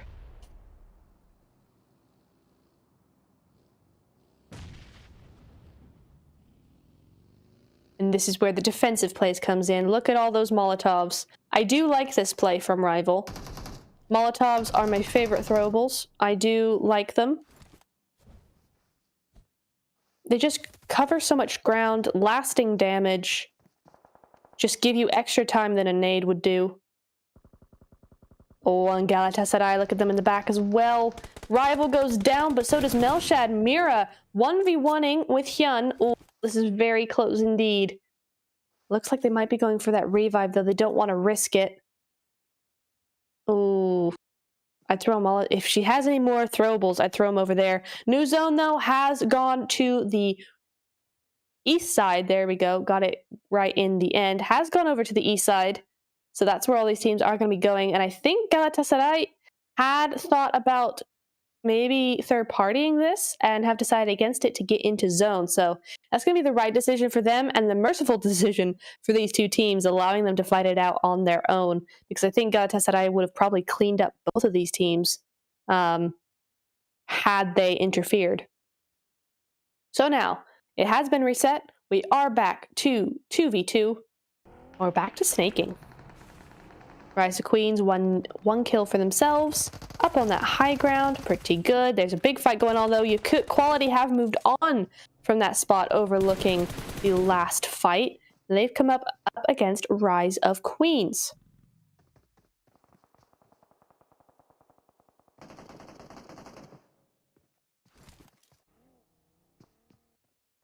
Oh, Hyun does go down. I'm not sure what's happening here. That's just Rival left alive. It's a 1v2 now for Team Stracci.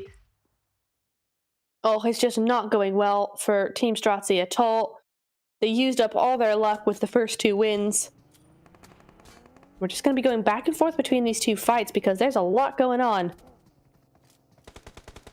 Oh, that could be a very nice nade indeed. Not quite the nade they were maybe looking for. Letty just sneaks into that shack enough to maybe do something about it. Letty does go down, though. Overall, she just delayed the inevitable there. And it's just one for Yakut Quality now. Oh, she's trying to get these reses. Oh! No, but she's right there. No. It's going to go very low, but not quite. Going to go around the outside, and she gets her.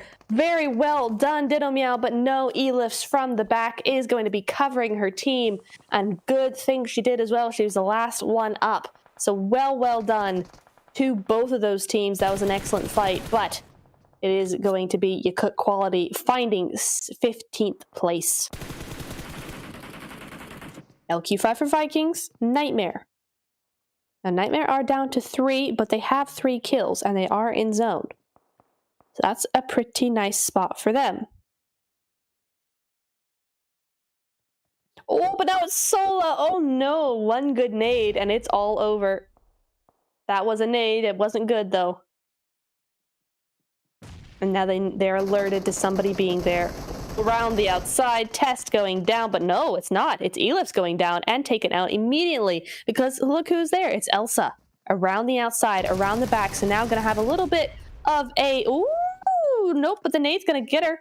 The nade is going to get her. It's just Test now. Mufar is nowhere to be seen. No, Mufar's behind. Okay, I see. Oh, with the DBS. Ooh, okay. Got the DBS going. No, she's around the outside, though. She doesn't see her behind there.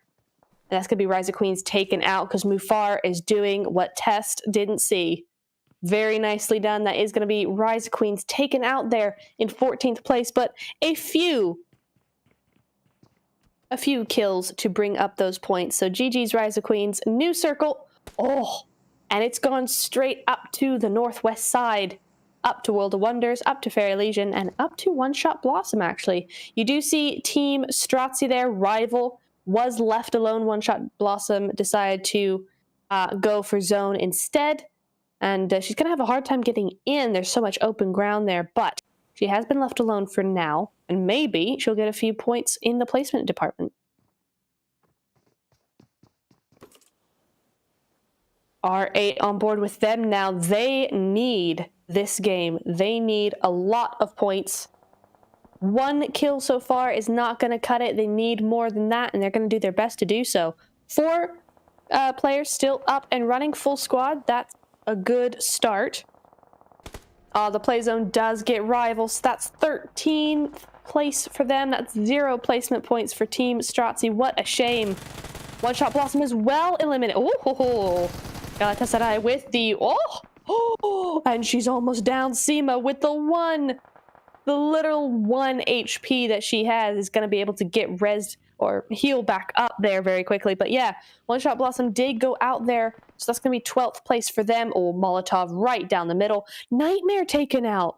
Oh dear, to R8 as well. So much needed points for R8. Sola as well get one of those points. Very nicely done. Oh, they're just going to Molotov and run. Okay. That's new. I like it. Good stuff from them. Move on to Fair Elision if they possibly can. Oh, no, that's not good at all. Gets thrown out the vehicle there. Galatasaray, what is going on tonight? Just not your night, is it? Kofita, the only one left alive, gets 1, but gets stuck on the wheel. Oh, no. I think that's just indicative of what this night for Galatasaray has been. It's either you get stuck on a wheel or you get 13 kills. There's no in between. So, I think they will come back better tomorrow. It's just not their night. We'll see how they go for the Miramar, but it's just really not their night. Looking at now the top 8, though, we're looking at Phantom Reborn still kicking. Wildcats also still here. C1D, top 8, good for them. There's no longer any Team Stracci to get in their way. So I think both times this is where they've gone out to Team Stracci now. And R8 up to 3 defeats.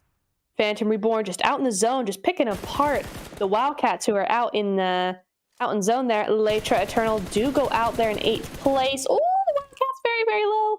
Look at Glee. She's just getting all the points she can, all the damage points she can in between healing because she can't get out there. And it's just, I think 7th place is still going to be for them. Oh, she's not going to make it.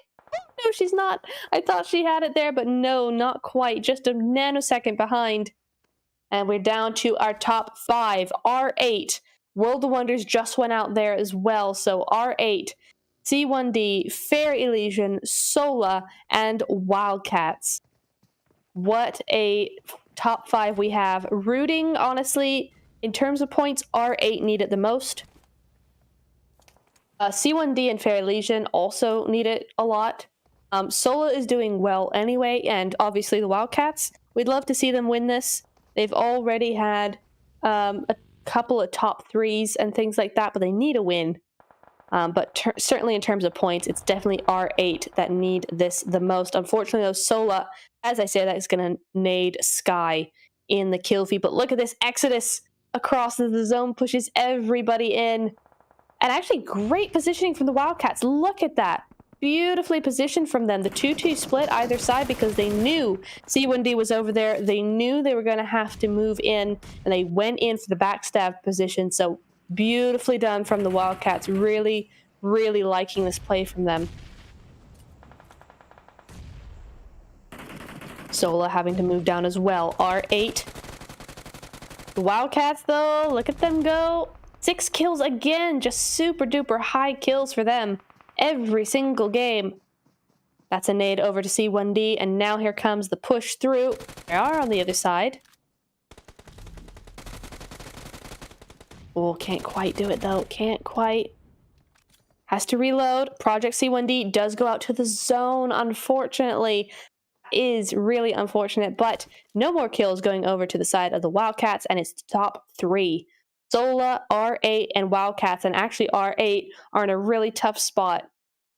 Yes, Sola are only a duo, but we've seen what they can do. And in between the Wildcats and Sola is not the most comfortable places to be.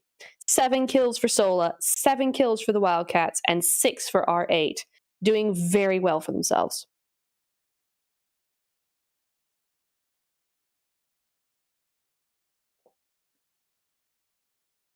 And this is where we wait. New circle, zone 7 going to be moving on in here. This is just where we wait. This is the downtime of every last zone. We always get this. This is the time to boost up, get as much info. I mean, look at Badu. She's using this time to go all the way around for that off angle. Even though Wildcats are on the downhill, not a team to be messed with tonight. Sola as well, starting to do a little bit of a separation mode there. R8 only R3. It's a 3v3v2. This is very quiet. A lot of tension here. Oh, the first Molotov's being sent up by, I think that was Elam, though. Goodness me. There we go. First nades being thrown as well. And here comes the push. There's Elam. Oh no. It's the throwables for me. Straight onto... Oh. I think that's Alini done for. Yep, there she goes with the nade. The Lambo protects her no longer. It got thrown back there. Nor, in the meantime, trying to fight Sola. And it's just Kadi left to really do something about this team. And look at Badu on the off angle. Wildcats playing this very, very well indeed. R8 just having a really rough time. I think they should have played this somehow more aggressively than they did, because they've kind of let both of these teams in on their space. Kadi going down now as well. They're going to thirst that one up, yeah. Oh, yeah. R8 out, done, dusted. Third place, still nothing to laugh at. That's a great start to the climb in points that they're going to be doing. But still, I think if they had just been a little bit more active, a little bit more forward thinking in terms of positioning, maybe trying to get some throwables out onto those other two teams, they would have done a lot better. But those teams just encroached on them a little bit too much. Mufar, though, with that spray going down. Woohoo! There we go. That's going to be Eddie. Now it's just Elam. Mufar goes down, though, and the Wildcats finally get that win they've been searching for all night. GG's all around. That is going to be them with 11 kills as well. The Wildcats finally get that chicken dinner. Very, very well done there. There you can just see Oiku on your screen. And yes, that is their win. Their win indeed. Very well done. Fantastically played, I've got to say, from the last few phases onwards. Did a super, super good job of just keeping everyone at bay. And actually, very proactive is the word I wanted to use. Very proactive. We've seen that from World of Wonders, and we saw that with the Wildcats as well. There's your player stats for the team, though. We got Eddie there with 4 kills, 887 damage. That's a lot of damage, and 2 assists there. Kills for Elam is 5 and 750 damage, and then Badu with 2 kills and 511 damage. I think Oiku 21 minutes, so she died a little earlier on, but still was able to give a little bit of damage for her team. There we go, 126 on her side. But GG, guys, what a great game that was for them. Just very proactive, and it just shows you the experience that this team has in these sorts of high-pressure situations. They just knew exactly how to play that, how to maneuver that, and when to actually push into R8 like that. And that's really the big thing I have with R8 for that game. At least I really feel that if they had been more proactive, like we saw the Wildcats be, if they had just chosen which team they were going to focus on first, I probably would have focused on Sola first, since there was less of them, probably easier uphill and everything. Get rid of them and then turn all of your focus to Wildcats. But that's not what happened, and we did see Wildcats and Sola face off instead, and we're seeing their face-to-face here as well. So look at that, 11 to 8 kills. The knockouts, the Wildcats had twice as many. Looking at the points, though, only 6 points different, so not too bad at all. I think that probably coincides a little bit with those kills, as well as the extra placement points. You only get 3 extra placement points for the win, but 2,274 damage dealt versus 1,500. That's nearly 1,000 different, about 800 or so different in terms of damage dealt. So that's very well done to Wildcats.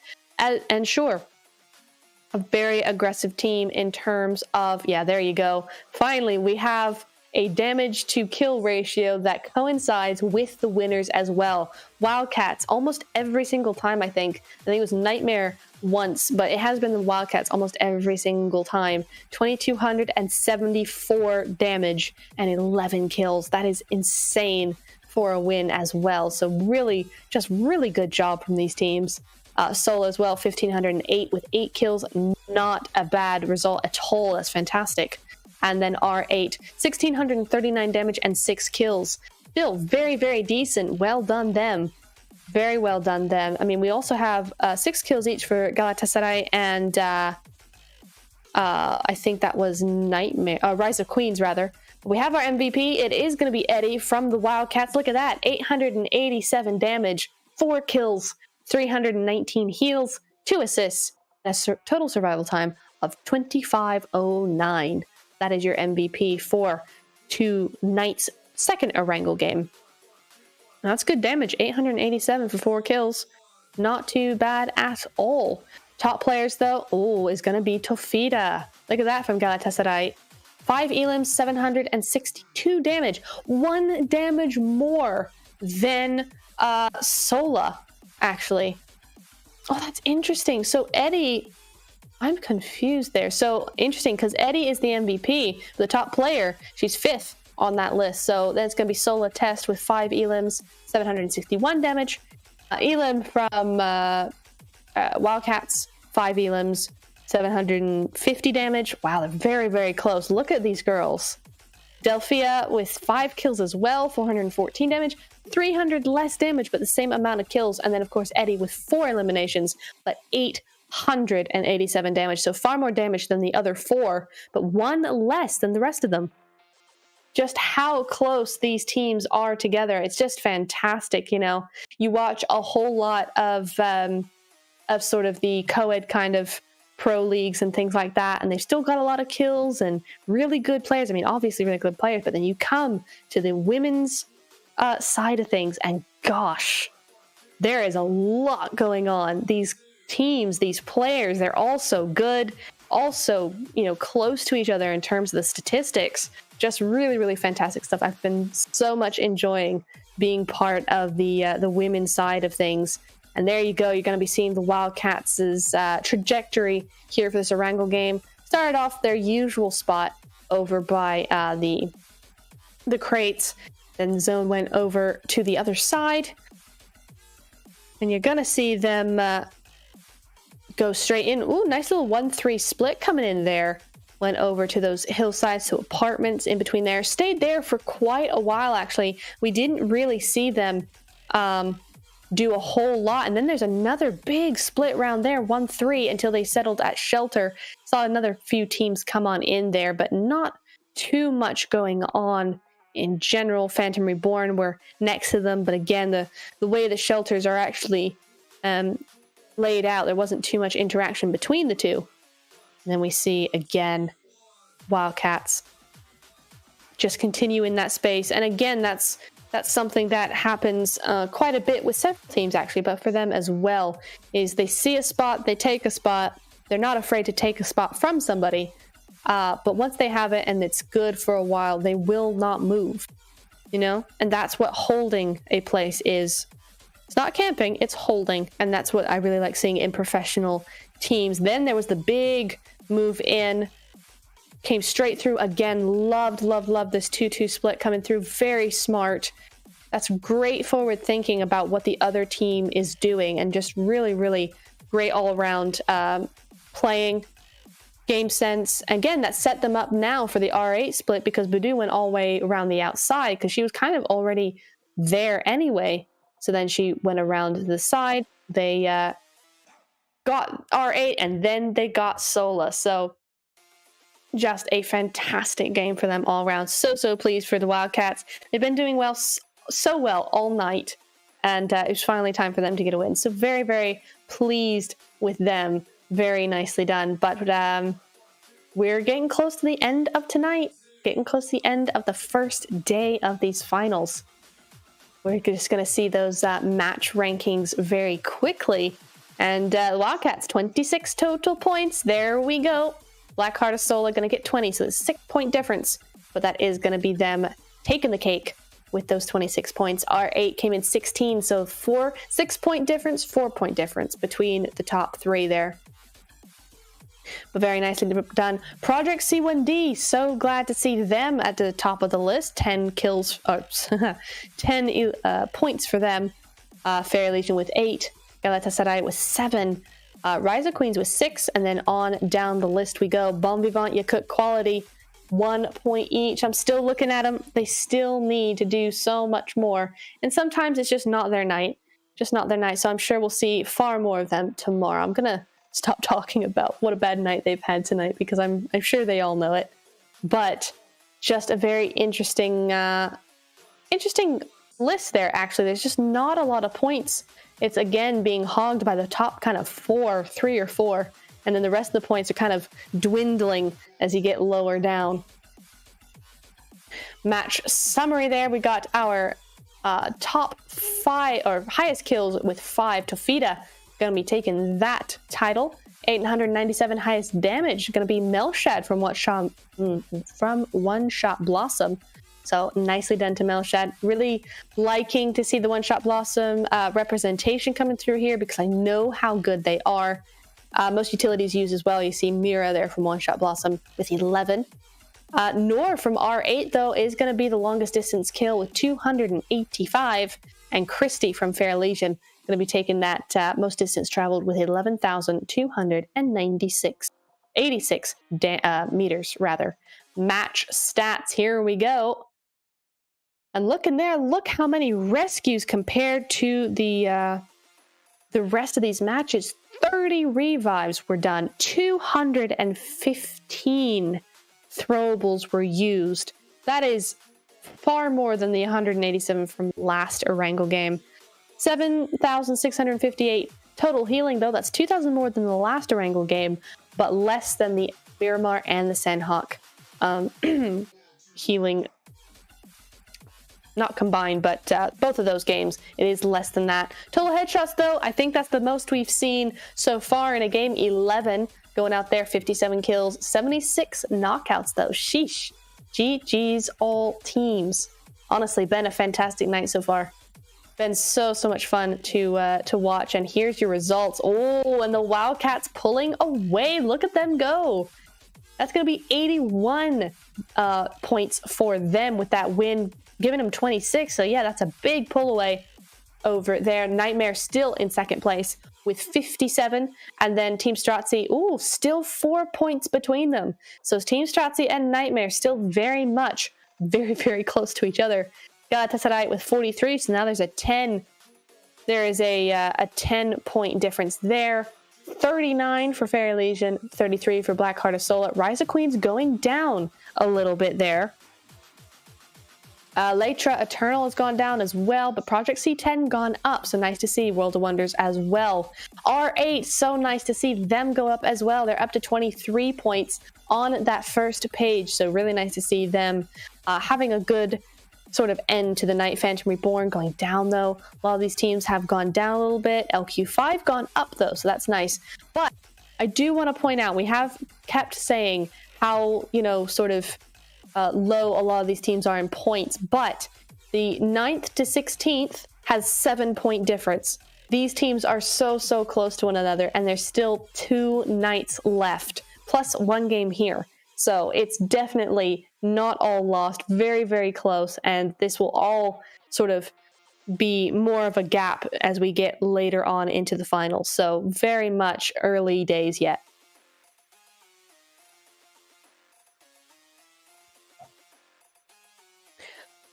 Yeah, so goodness me. Looking forward to the last game of the night though. Going to be game 5 with Miramar. We will be going to that very shortly. But of course, you guys know the drill by now. Before then, we will be going into a little bit of a break to set that up. And we will be seeing you in just a few minutes. See you then.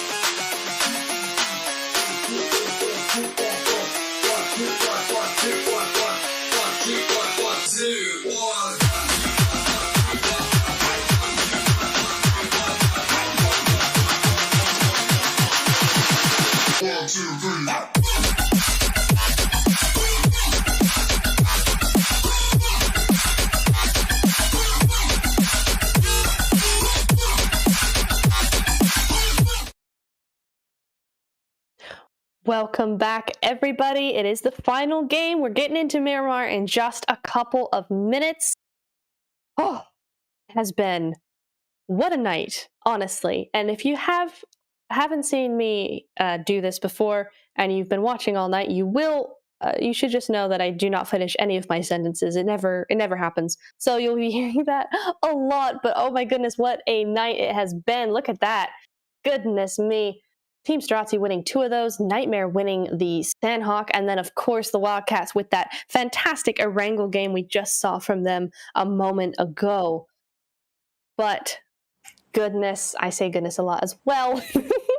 But yeah, Miramar, we're going straight into it. Last game of the night. Gosh, what a night it has been. Been a fantastic watch. I hope you guys have been enjoying it at home, because I certainly have up here on the desk. It's been fantastic to watch these teams really go all out. What an exciting finals this has turned out to be. I'm really looking forward to the next 2 nights as well as. But here we go into our final night, or final game of the night rather. The plane path has gone to the eastern side. Ooh, straight on over to the east.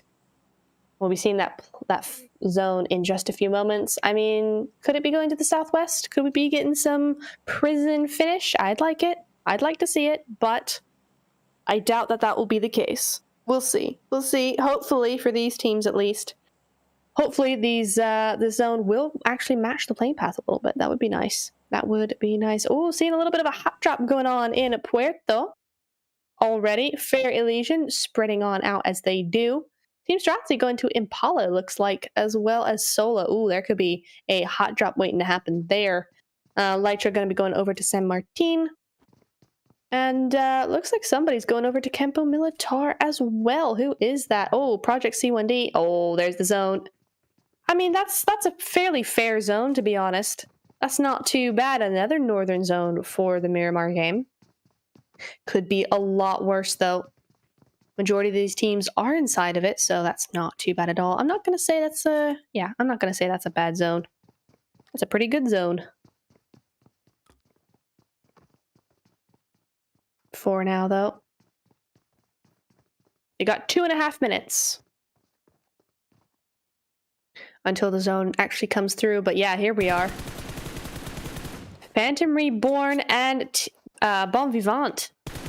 Both these teams have landed in Puerto, and right now Bon Vivant not having a good start at all. What is this? They're only a trio anyway.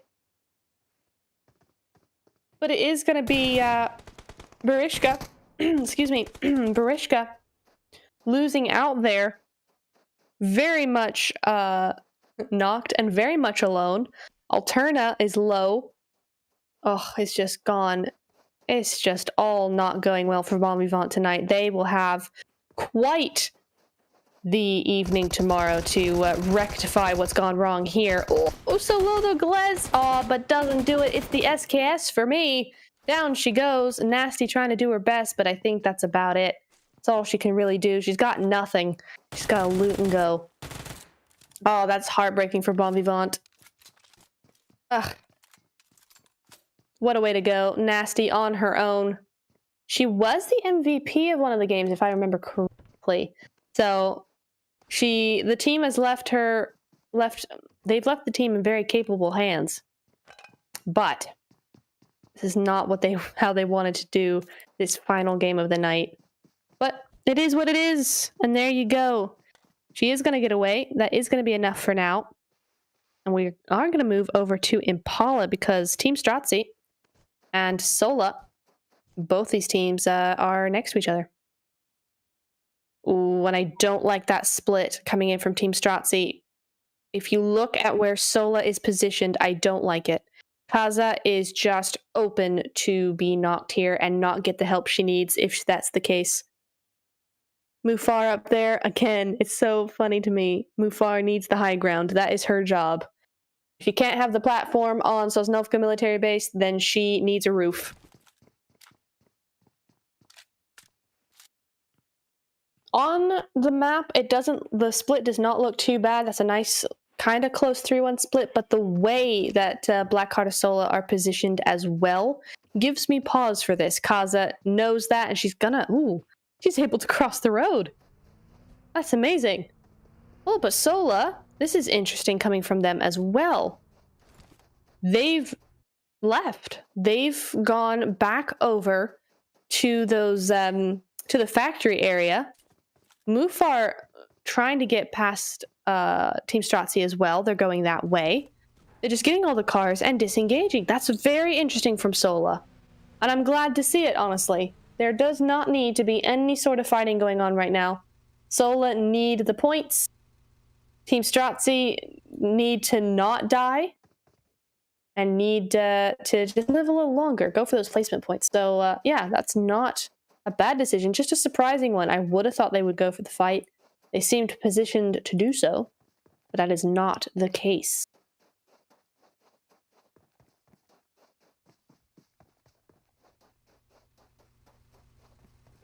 What's really funny here, though, is they've both done the same thing. Team Stracci are disengaging, right? But this means that Impala is now empty. That's really funny. That is really funny. That they've both disengaged the same area, now Impala is just completely empty. Gosh, what they wouldn't give for a little bit of info that we've got. But not to be. It is not to be.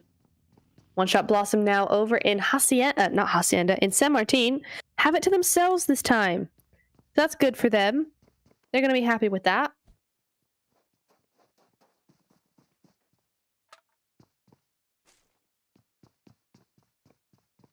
They get to loot in peace. 16 teams still alive, so even though Bon Vivant did lose 2, they still have that solo. They don't have those 0-point finish to the evening. They'll be happy with that for now. Are starting to see that zone move in, though. And for now, One Shot Blossom are okay. They are in the zone. But I have a feeling they're not going to want to stay for long. This doesn't feel like their kind of placement in the zone. But, oh, Rise of Queens, what's happening? What is happening? Q7 goes down. Oh, oh dear, it's not working. It's not working for Nightmare at all. What's happening? Q7 and Anissa go on out there. Rise of Queens just came rolling on in, and that's going to be the last of that. That happened very quickly as well. I thought Rise of Queens had one knocked, but I guess not. No, they're good to go. Very interesting. Alrighty. Oh, and that's a very bunged up car, isn't it? Mm-hmm. They're gonna need a new vehicle ASAP. But they have 2 kills on board, so that's nice for them.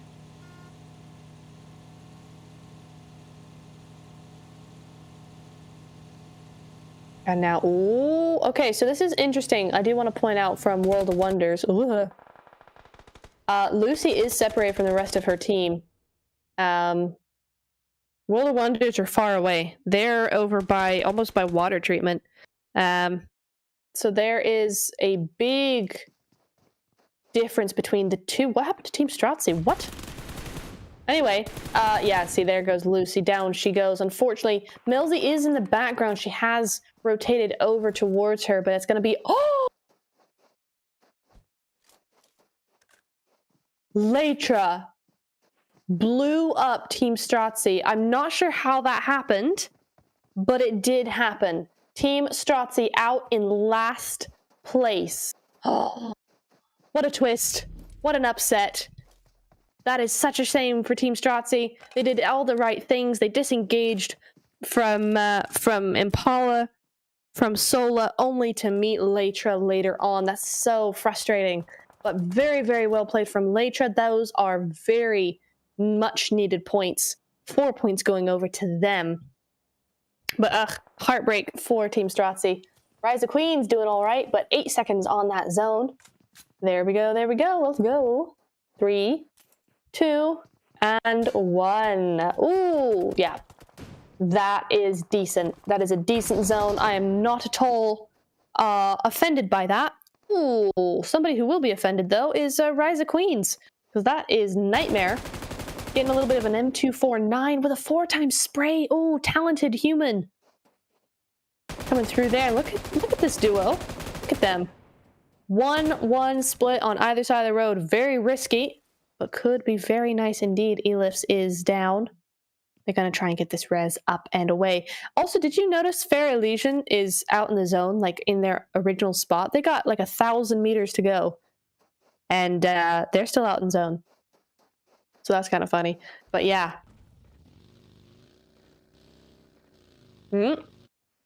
Phantom Reborn out in Puerto. They're in the kill feed. Getting knocked by the zone. Ooh! Ishka tried to regroup there, I think, a little bit. Just gone to the hillside because look who it is. It's Laura. Galatasaray. There they are. Yes, yes, there they are. Yakut quality falling victim. Ponyo goes down. That's Galatasaray's first kill of the game. Poor Yakut. They can't win. They cannot win tonight. They're trying their best to rotate where they should be. And they're getting met with defeat at every turn. So hoping for better things for Yakut tomorrow. One Shot Blossom, though. We're going to be on our 8th side right now, though. Up against Phantom Reborn. Ooh, interesting. Just the one of Phantom Reborn, though. The others in that team are elsewhere. So it's just Polly's left by herself. She's going to try and get in a vehicle and run away, as she should. Oh, those are throwables going back and forth. World of Wonders versus One Shot Blossom. And One Shot Blossom, come on, man. Doing good. Oh, doing a little too good for World of Wonders liking. Out they go. That's going to be 15th place for them. Oh, no. Not what they wanted at all. Nor going to be disengaging there a little bit. Or they cleaned up Polly's, I think. They did, and they're just going to be moseying on past now. Poor World of Wonders, that's a real shame. But it happens, just not a fun way to end the night.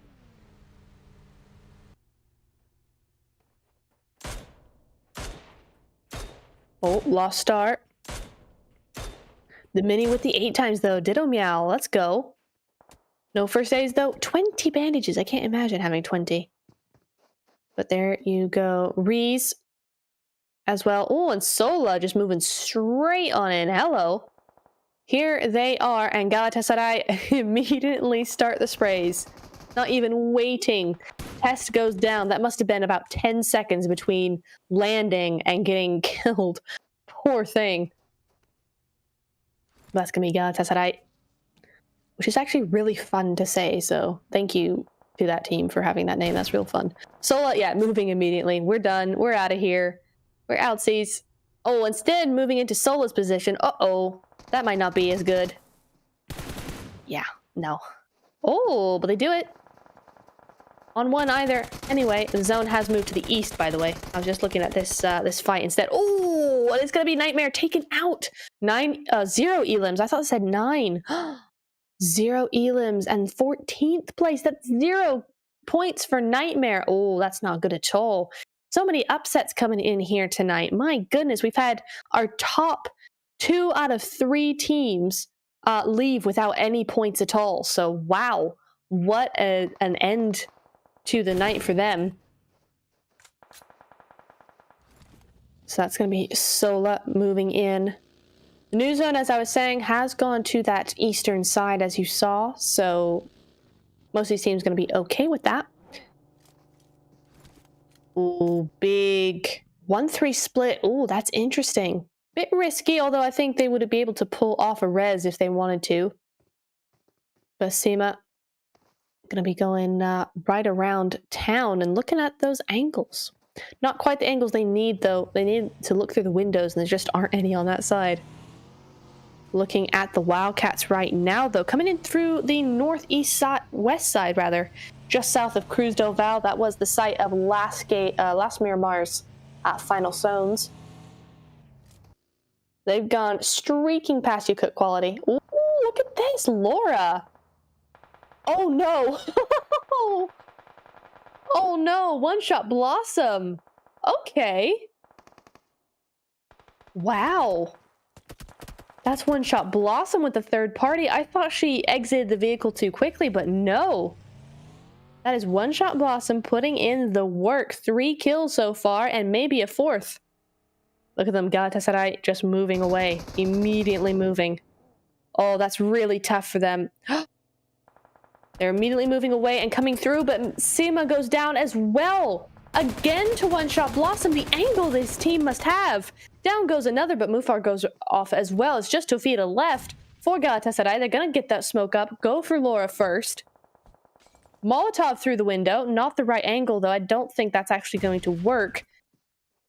Nice moving away from that nade, but the molly is going to be a little bit better. Tofita can't get to her teammates. I think Laura's going to bleed on out there. She's trying to get for Laura. This is a heroic effort from Tofita. No, but the nade! The nade! It's going to be too good. Laura goes out. Bon Vivant go out at the same time somewhere else. Ugh. Bon Vivant. GG's, though. We're down to 12 teams. Circle closing in 3, 2, 1. There it goes again. But look at one-shot Blossom. Oh, straight to the center. Oh, that's interesting. Ooh, that's very interesting. So it's going to be the hills and the road of El Hazahar. And I will say this, one of the most difficult places to have an end zone on. One of the most difficult because the area is so steep and there's so open and so little room for any of these teams. It is a very difficult place to be in. But Galatasaray managed to keep up Sima. I think. Was it Sima? I'm not sure.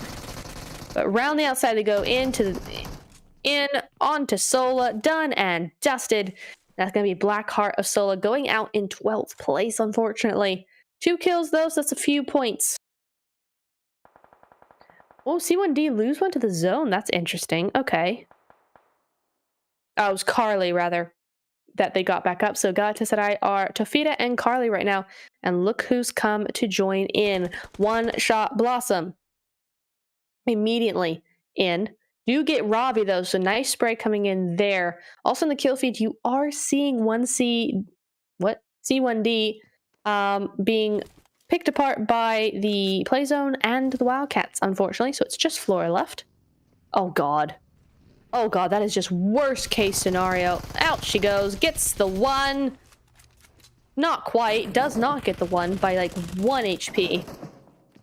He's just gonna wait for the Wildcats to try and grab him, but no, that's gonna be Project C1D out. Oh, that was just worst possible scenario for Flora. I feel so bad. But Yakut Quality have moved into the building, and now they have to fight the Wildcats.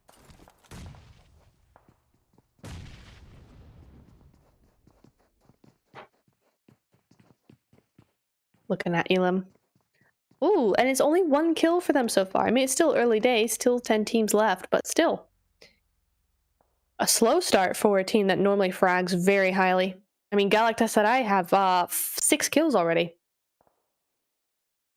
Here we go. It's gonna be One Shot Blossom versus Fair Elision, and also versus Galatasaray, because look at that, a double knock onto One Shot Blossom.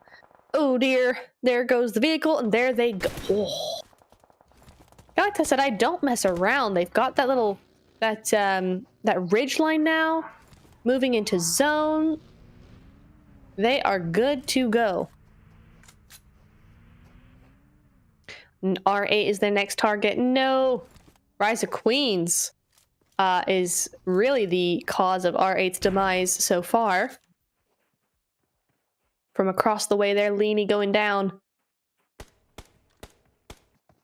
God, it's third party central because Yakut Quality in the kill feed now going after Fair Elision, who were just there near One Shot Blossom, and now it's Rise of Queens. Where is everybody that they're able to do this? One Shot Blossom going around the outside. Galatasaray going for the high ground, like this from them, but they're out in zone now trying to get that vehicle. The new zone's closing in. Oh, this one's gonna hurt. Yeah, it's hurting already. Got to get in zone. They don't mind. They got a few meds. Wait, how many meds was that? Oh, just 2. I thought that said 27. I was coming, excuse me? New zone, though, has gone to the northeast side, so straight to a compound. I think Lytra is going to be grabbing that one. But yes, this is going to be an interesting zone for these teams. I don't think anybody on that south side is going to make it in. Not if the teams on the north position themselves properly. No one should get over that road. So I think this is a case of get as many kills as you can in the teams around you, and then YOLO it. There's no way they're getting across the road. Yakut Quality, though. Going against the Wildcats here. Létra as well. Still a full squad for Létra. That's great for them. 4 kills of course, they were Team Stracci kills. But full squad. Really nice to see that. Yakut Quality still holding on despite the trio. That's nicely done from them. But now everybody has to move in because the zone's coming in now. But it's going to be Ditto Meow going down there. The Wildcats just delaying their exit a little bit longer. And now Phantom Reborn have a Galatasaray member right there. Oh dear. Oh, it's a 1-1 split. What are they doing? That's going to be Tofita going out there. So it's just Carly left in this little gas station who's not even in zone. Oh, dear. But we knew this was going to happen. We saw this coming. They can't get across. Lots happening out elsewhere, though. Yakut Quality is going to be going on out there, unfortunately. But 10th place, top 10 is still good for them. 4 kills as well. So the Wildcats going to be getting a couple more kills there. 3 kills for them so far. 8 kills for Galatasaray, though. Goodness me. Actually, a lot of kills for a lot of teams. Rise and Létra both have 5, and One Shot Blossom have 6. So, been doing super well, these teams. Really needed those points. Oh, One Shot Blossom do go out, though. Didn't see who to, but they do go out. So that's going to be 9th place for them. Not as many placement points as would have been ideal with that many kills, but still, that is a fantastic start or finish to the night for them. Now we're looking at R8. Ooh, there we go. Easy little knock onto Phantom Reborn there. Oh, but she's going to get taken out by Galatasaray. Oh, no, she's not, though. Fantastic spray with a Tommy gun. Galatasaray is going to go out in 8th, but no, R8's going to get taken out as well right after. That is going to be an extra kill point. Going to be nicely done there. New zone, and it's going to the south. Straight to the south, straight to Phantom Reborn. Rise of Queens, get rid of Fair Elision in 6th place. And now they can move into zone. Oh, now it's the Wildcats. LQ5 for... Oh, great. My phone just died. LQ5 for Vikings. Oh, that's a pretty little nade. Fim's going to be back in that up, covering her teammate. Nicely done there. Oh, but light goes out anyway. Wildcats doing what they do best. 6 kills so far. Now we're here for our team top 5. Létra, Rise of Queens, Wildcats, Phantom Reborn, and LQ5 for Vikings. Fims is the solo for LQ5. And again, look at the Wildcats spread there. All the way around. Really nice spread coming from them. Létra in a little bit of trouble. Opium just trying not to die. Makes it. Just stampeding into zone there. And this is their chance to get the Wildcats because the Wildcats have to move into zone. LQ5 or Vikings do get eliminated there. Fims does go out. Oh, and Rise of Queens in a little bit of trouble as well. Rise, though, not as much trouble as Phantom Reborn. Oh, that's going to be a oh, it's not a deadly nade because look at that. It's going to be the Wildcats taking that third party because that would have been a fantastic nade onto the Phantom Reborns. But no, not to be done. Not to be at all. Voodoo. 8 kills now for the Wildcats, and here they come. This is the new nade.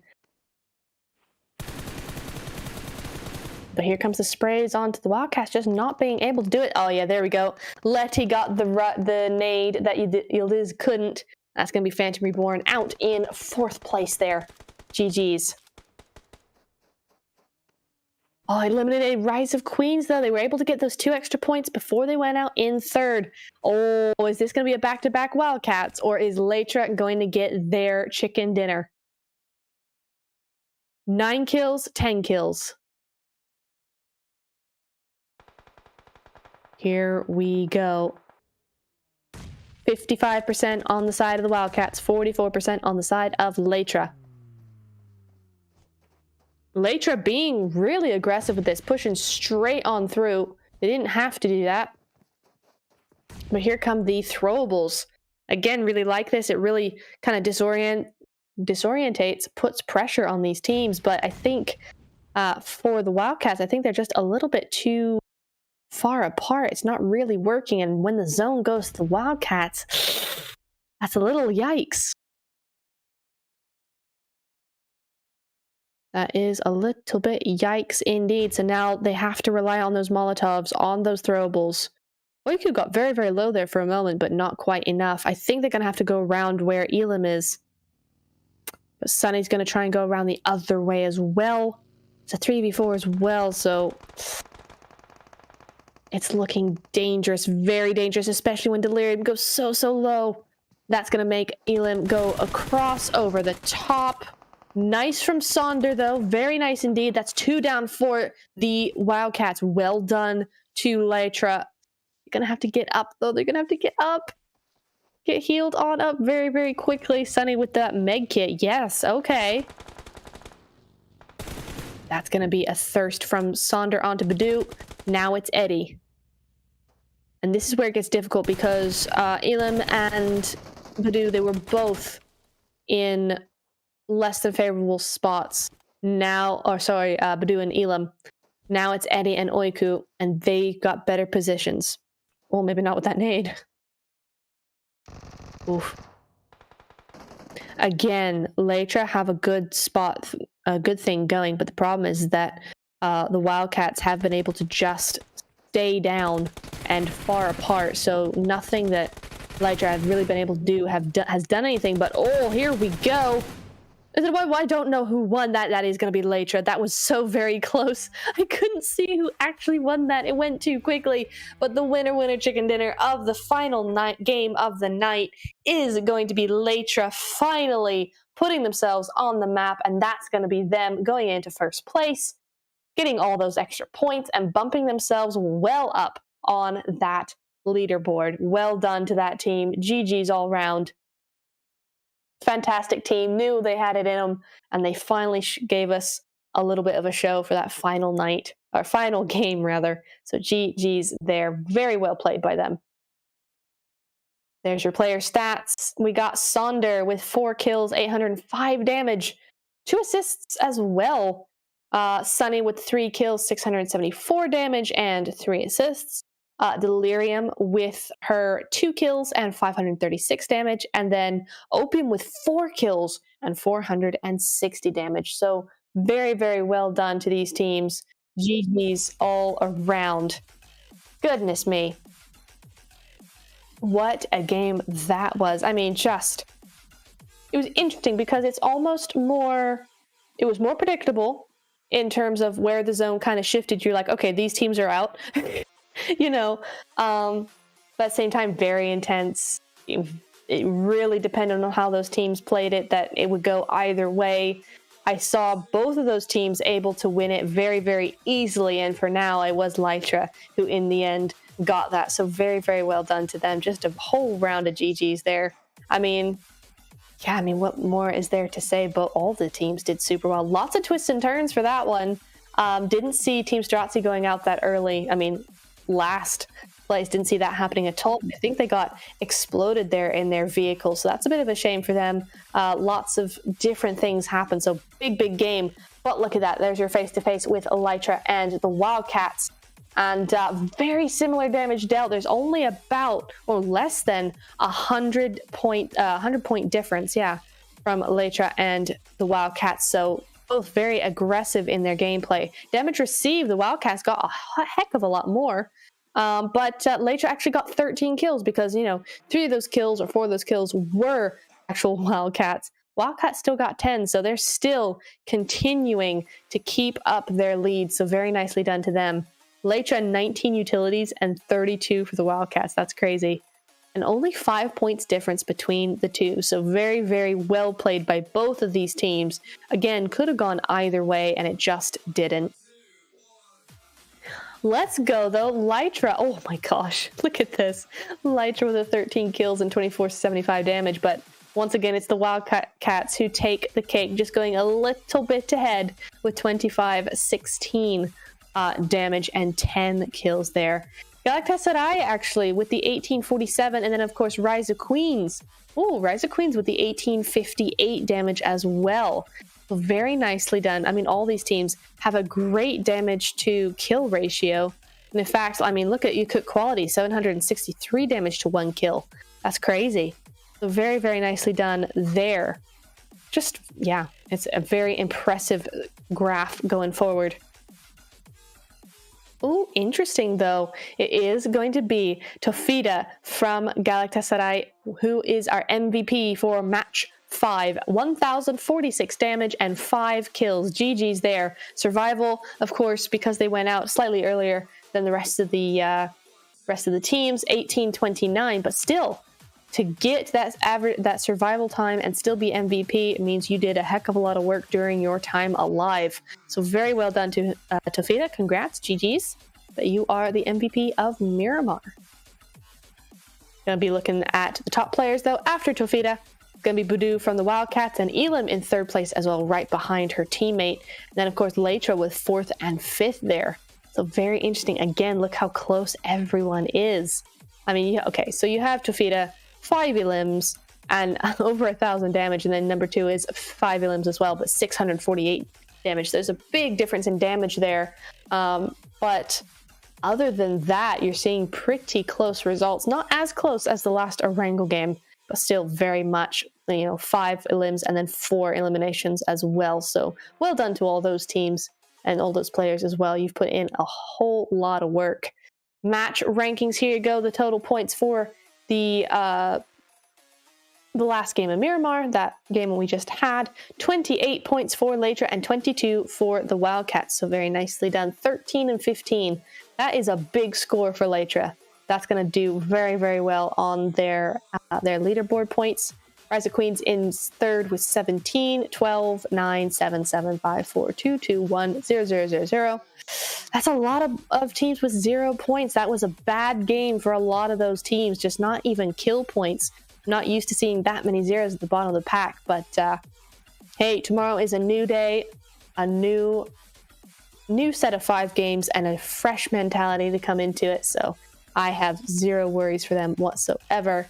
Match summary, let's go. All right, highest kills 5, of course, going to be Tofita. Tofita as well with the highest damage. We probably saw that one coming. We are going to see... Oh, wait. Yildiz from Rise of Queens. She's going to be our longest distance kill there. 287 damage. Or, sorry, 287 meters. So that's a big snipe. A snipe coming through from Yildiz. We got Ilem as well with 16, most utilities used. And most distance traveled, our driver is going to be Linu from Fair Elision, 12,757 meters. Jeez. Goodness. Here you go with the match stats now. 4 airdrops looted. That's the most airdrops we've had so far. 159 throwables used. Not as many as that ERANGEL game. Interesting that ERANGEL has far more utilities used than the other maps so far tonight. But yeah, then we got 5 total headshots. Only 5. I find that so incredible. 17 total rescues for 53 knockouts just shows you how many kills these teams were really getting, how much thirstier they were getting for that final game. And then healing 8,655. Oh, goodness. Not that much healing, though, comparatively, and that's due to the rescues. You're just not seeing the revives come through there. A lot of split teams, losing solos here and there, and a lot of just instant thirsters coming through after those knocks. So it's definitely, you definitely get a story from those statistics. Most definitely. But yeah, so that's the game. That is the game for now. I mean, looking really good. These we'll be seeing, I think, the final scores going into tomorrow in just a few minutes. But I think the Wildcats are slowly or quickly pulling away, especially when Team Stracci weren't able to get any more points this game.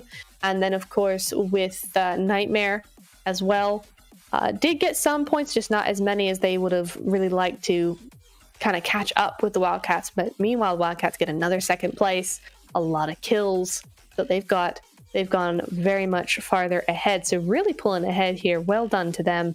Also going to be seeing, of course, Létra. They were kind of, I think, either mid or slightly lower in the rankings, and they we'll be seeing that in a moment. Oh, there we go. Our MVP overall, though. Look at that for tonight. Look at her go. Elem from the Wildcats. Damage 3,173 damage in 5 matches. 15 kills. Just her. 15 kills. Well done to her. 8 assists, 1,200 heal points, and then an average survival time of 21:56. What a game. What a night for Elem. She's going to be over the moon with that. She is our MVP for the overalls. Well done to her. We are going to be seeing now, the face-to-face. What's this? What we got? Okay, so I think this is the MVP and the runner-up, who is from the same team, Budu, from the Wildcats. Look at that. Just over 100 damage more damage dealt. 3173 to 3043. Damage received, Elem got far more, 400 more in fact. And but Budu with 19 kills versus the 15 kills. So she's actually gotten 14 more. But she doesn't have as much damage, and and got knocked more. So that's very interesting how just small things add up to make the MVP Utilities used, Elam used one more. So very, very close stats. Just shows you how talented this team really is. Got a fantastic roster going. Very nicely done. Overall leaders, oh, looky here. So we got, oh, this is interesting. Okay, so Elam is the MVP because she has more damage, but we've got Badu at the top of the list there with 19 Elams. So this is in, yeah, this is in order of elimination. So Badu is up there with 19, Elam with 15, Tofita with 13, Delphia with 12, Eddie with 11. So we're seeing all 4 members of the Wildcats on here because Oiku's number 9 with 7. Galatasaray has one more here with Laura and 11 Elams, Melshad from One Shot Blossom with 9, Rival for Team Stracci with 9, and of course Linu from Fair Elision with 6. Those are your top 10 players for tonight, and what a top 10 they are. Look at them go. Just fantastic games from all of them. Really, really good stuff. And here you go. This is what you all been waiting for. Oh, wow. I knew they had pulled away, but not that much. Look at that, 103 points. We've gone into triple digits, and Nightmare are still at 57 points. That is insanity. I don't think Nightmare and Stracci have moved for the last 2 games. There's still 4 points between them, 57, 53. That's insane. Galatasaray are in 4th place with 52. Oh, there's only 1 point between Stracci and Galatasaray. They got to be careful there. Létra going up to 5th place with 44. And then Fair Elision going down a little bit. Rise of Queen staying the same. Heart of Sola going down a little as well. R8 as well. So interesting. So Létra moved way up then. Phantom Reborn gone up. One Shot Blossom. LQ5 gone up. Project C1D unfortunately going down there, as well as World of Wonders. Really looking for more from World of Wonders and Vivant, as well as Yakut. Actually, both of those teams with 12 points down at the bottom. But so far, this is a pretty even result here. I mean, look at this. There's only a difference of 8 points between 12th and 16th. It is starting to differ a little bit, but still, it's so close to each other. This could really go any way, really. I mean, even Wildcats at this point can be overtaken. So we are in for a very close next couple of nights. We are going to be seeing face-to-face, though. The Wildcats and Nightmare are 1st and 2nd place holders so far. 10,000 damage for the Wildcats versus 5,500 for Nightmare. That is double damage for the Wildcats. Double. 52 kills to 19 of Nightmare. This team is just insane. What a great night for them. Because the minutes, the average survival is not that much more. It's 18 to 21. And total points, 103 to 57. I mean, to be sure, Nightmare have had a bit of a hard time the last 2 games. They haven't had any points, so that is going to reduce these stats drastically. But still, I can't get over that double damage. That's insanity. Damage received as well. I mean, you you take damage to give damage. 6,000. Our overall stats, though. Linu going to be taking our longest distance kill with 307 meters. Very nicely done. Not many airdrops, only 13, 300 knockouts, 100 rescues. So that's out of 300 knockouts, 200 died. That's insane. 43,000 damage, that's due to SANHOK. Thank you very much. 12,000 went into that one alone, and 828 throwables.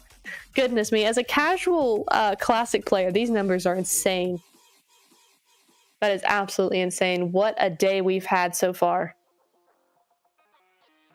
Just been incredibly entertaining for a start.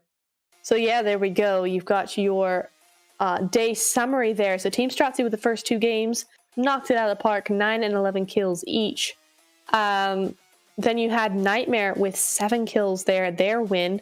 And then you get over to the Wildcats with 11 kills with 2,200 damage. That's insane. And then, of course, Létra with 2,400 damage. Dang!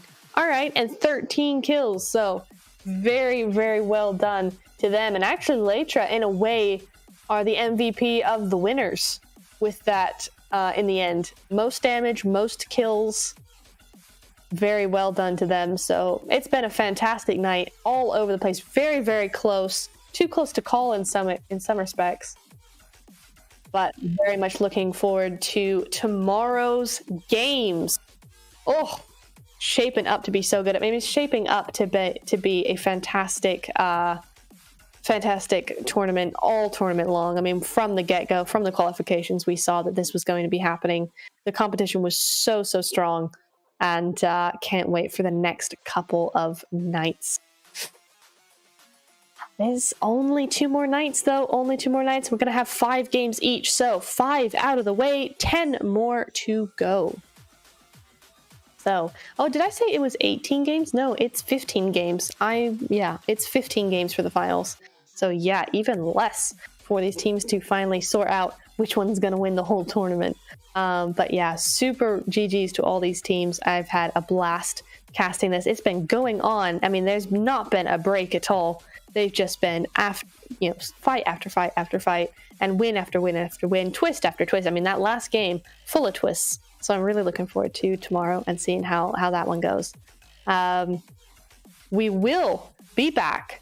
Let's see, tomorrow night. Yes. Tomorrow night, same time, same place, 8 p.m. CET. Thank you guys so much for watching. That is going to be it from us. The last game is done. It's time for these teams to just rest, have a break. We will be back tomorrow. I said that already, but we will be back tomorrow. Thank you so much for watching, for supporting your team in the chat, for supporting the organizers, and for supporting the stream. I have been your host, Nachora, this evening, and I will see you all tomorrow. Until then, have a fantastic night, and goodbye.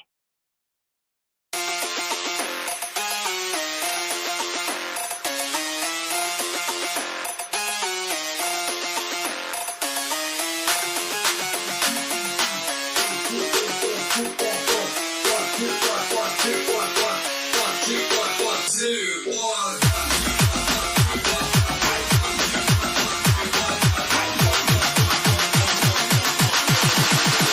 two,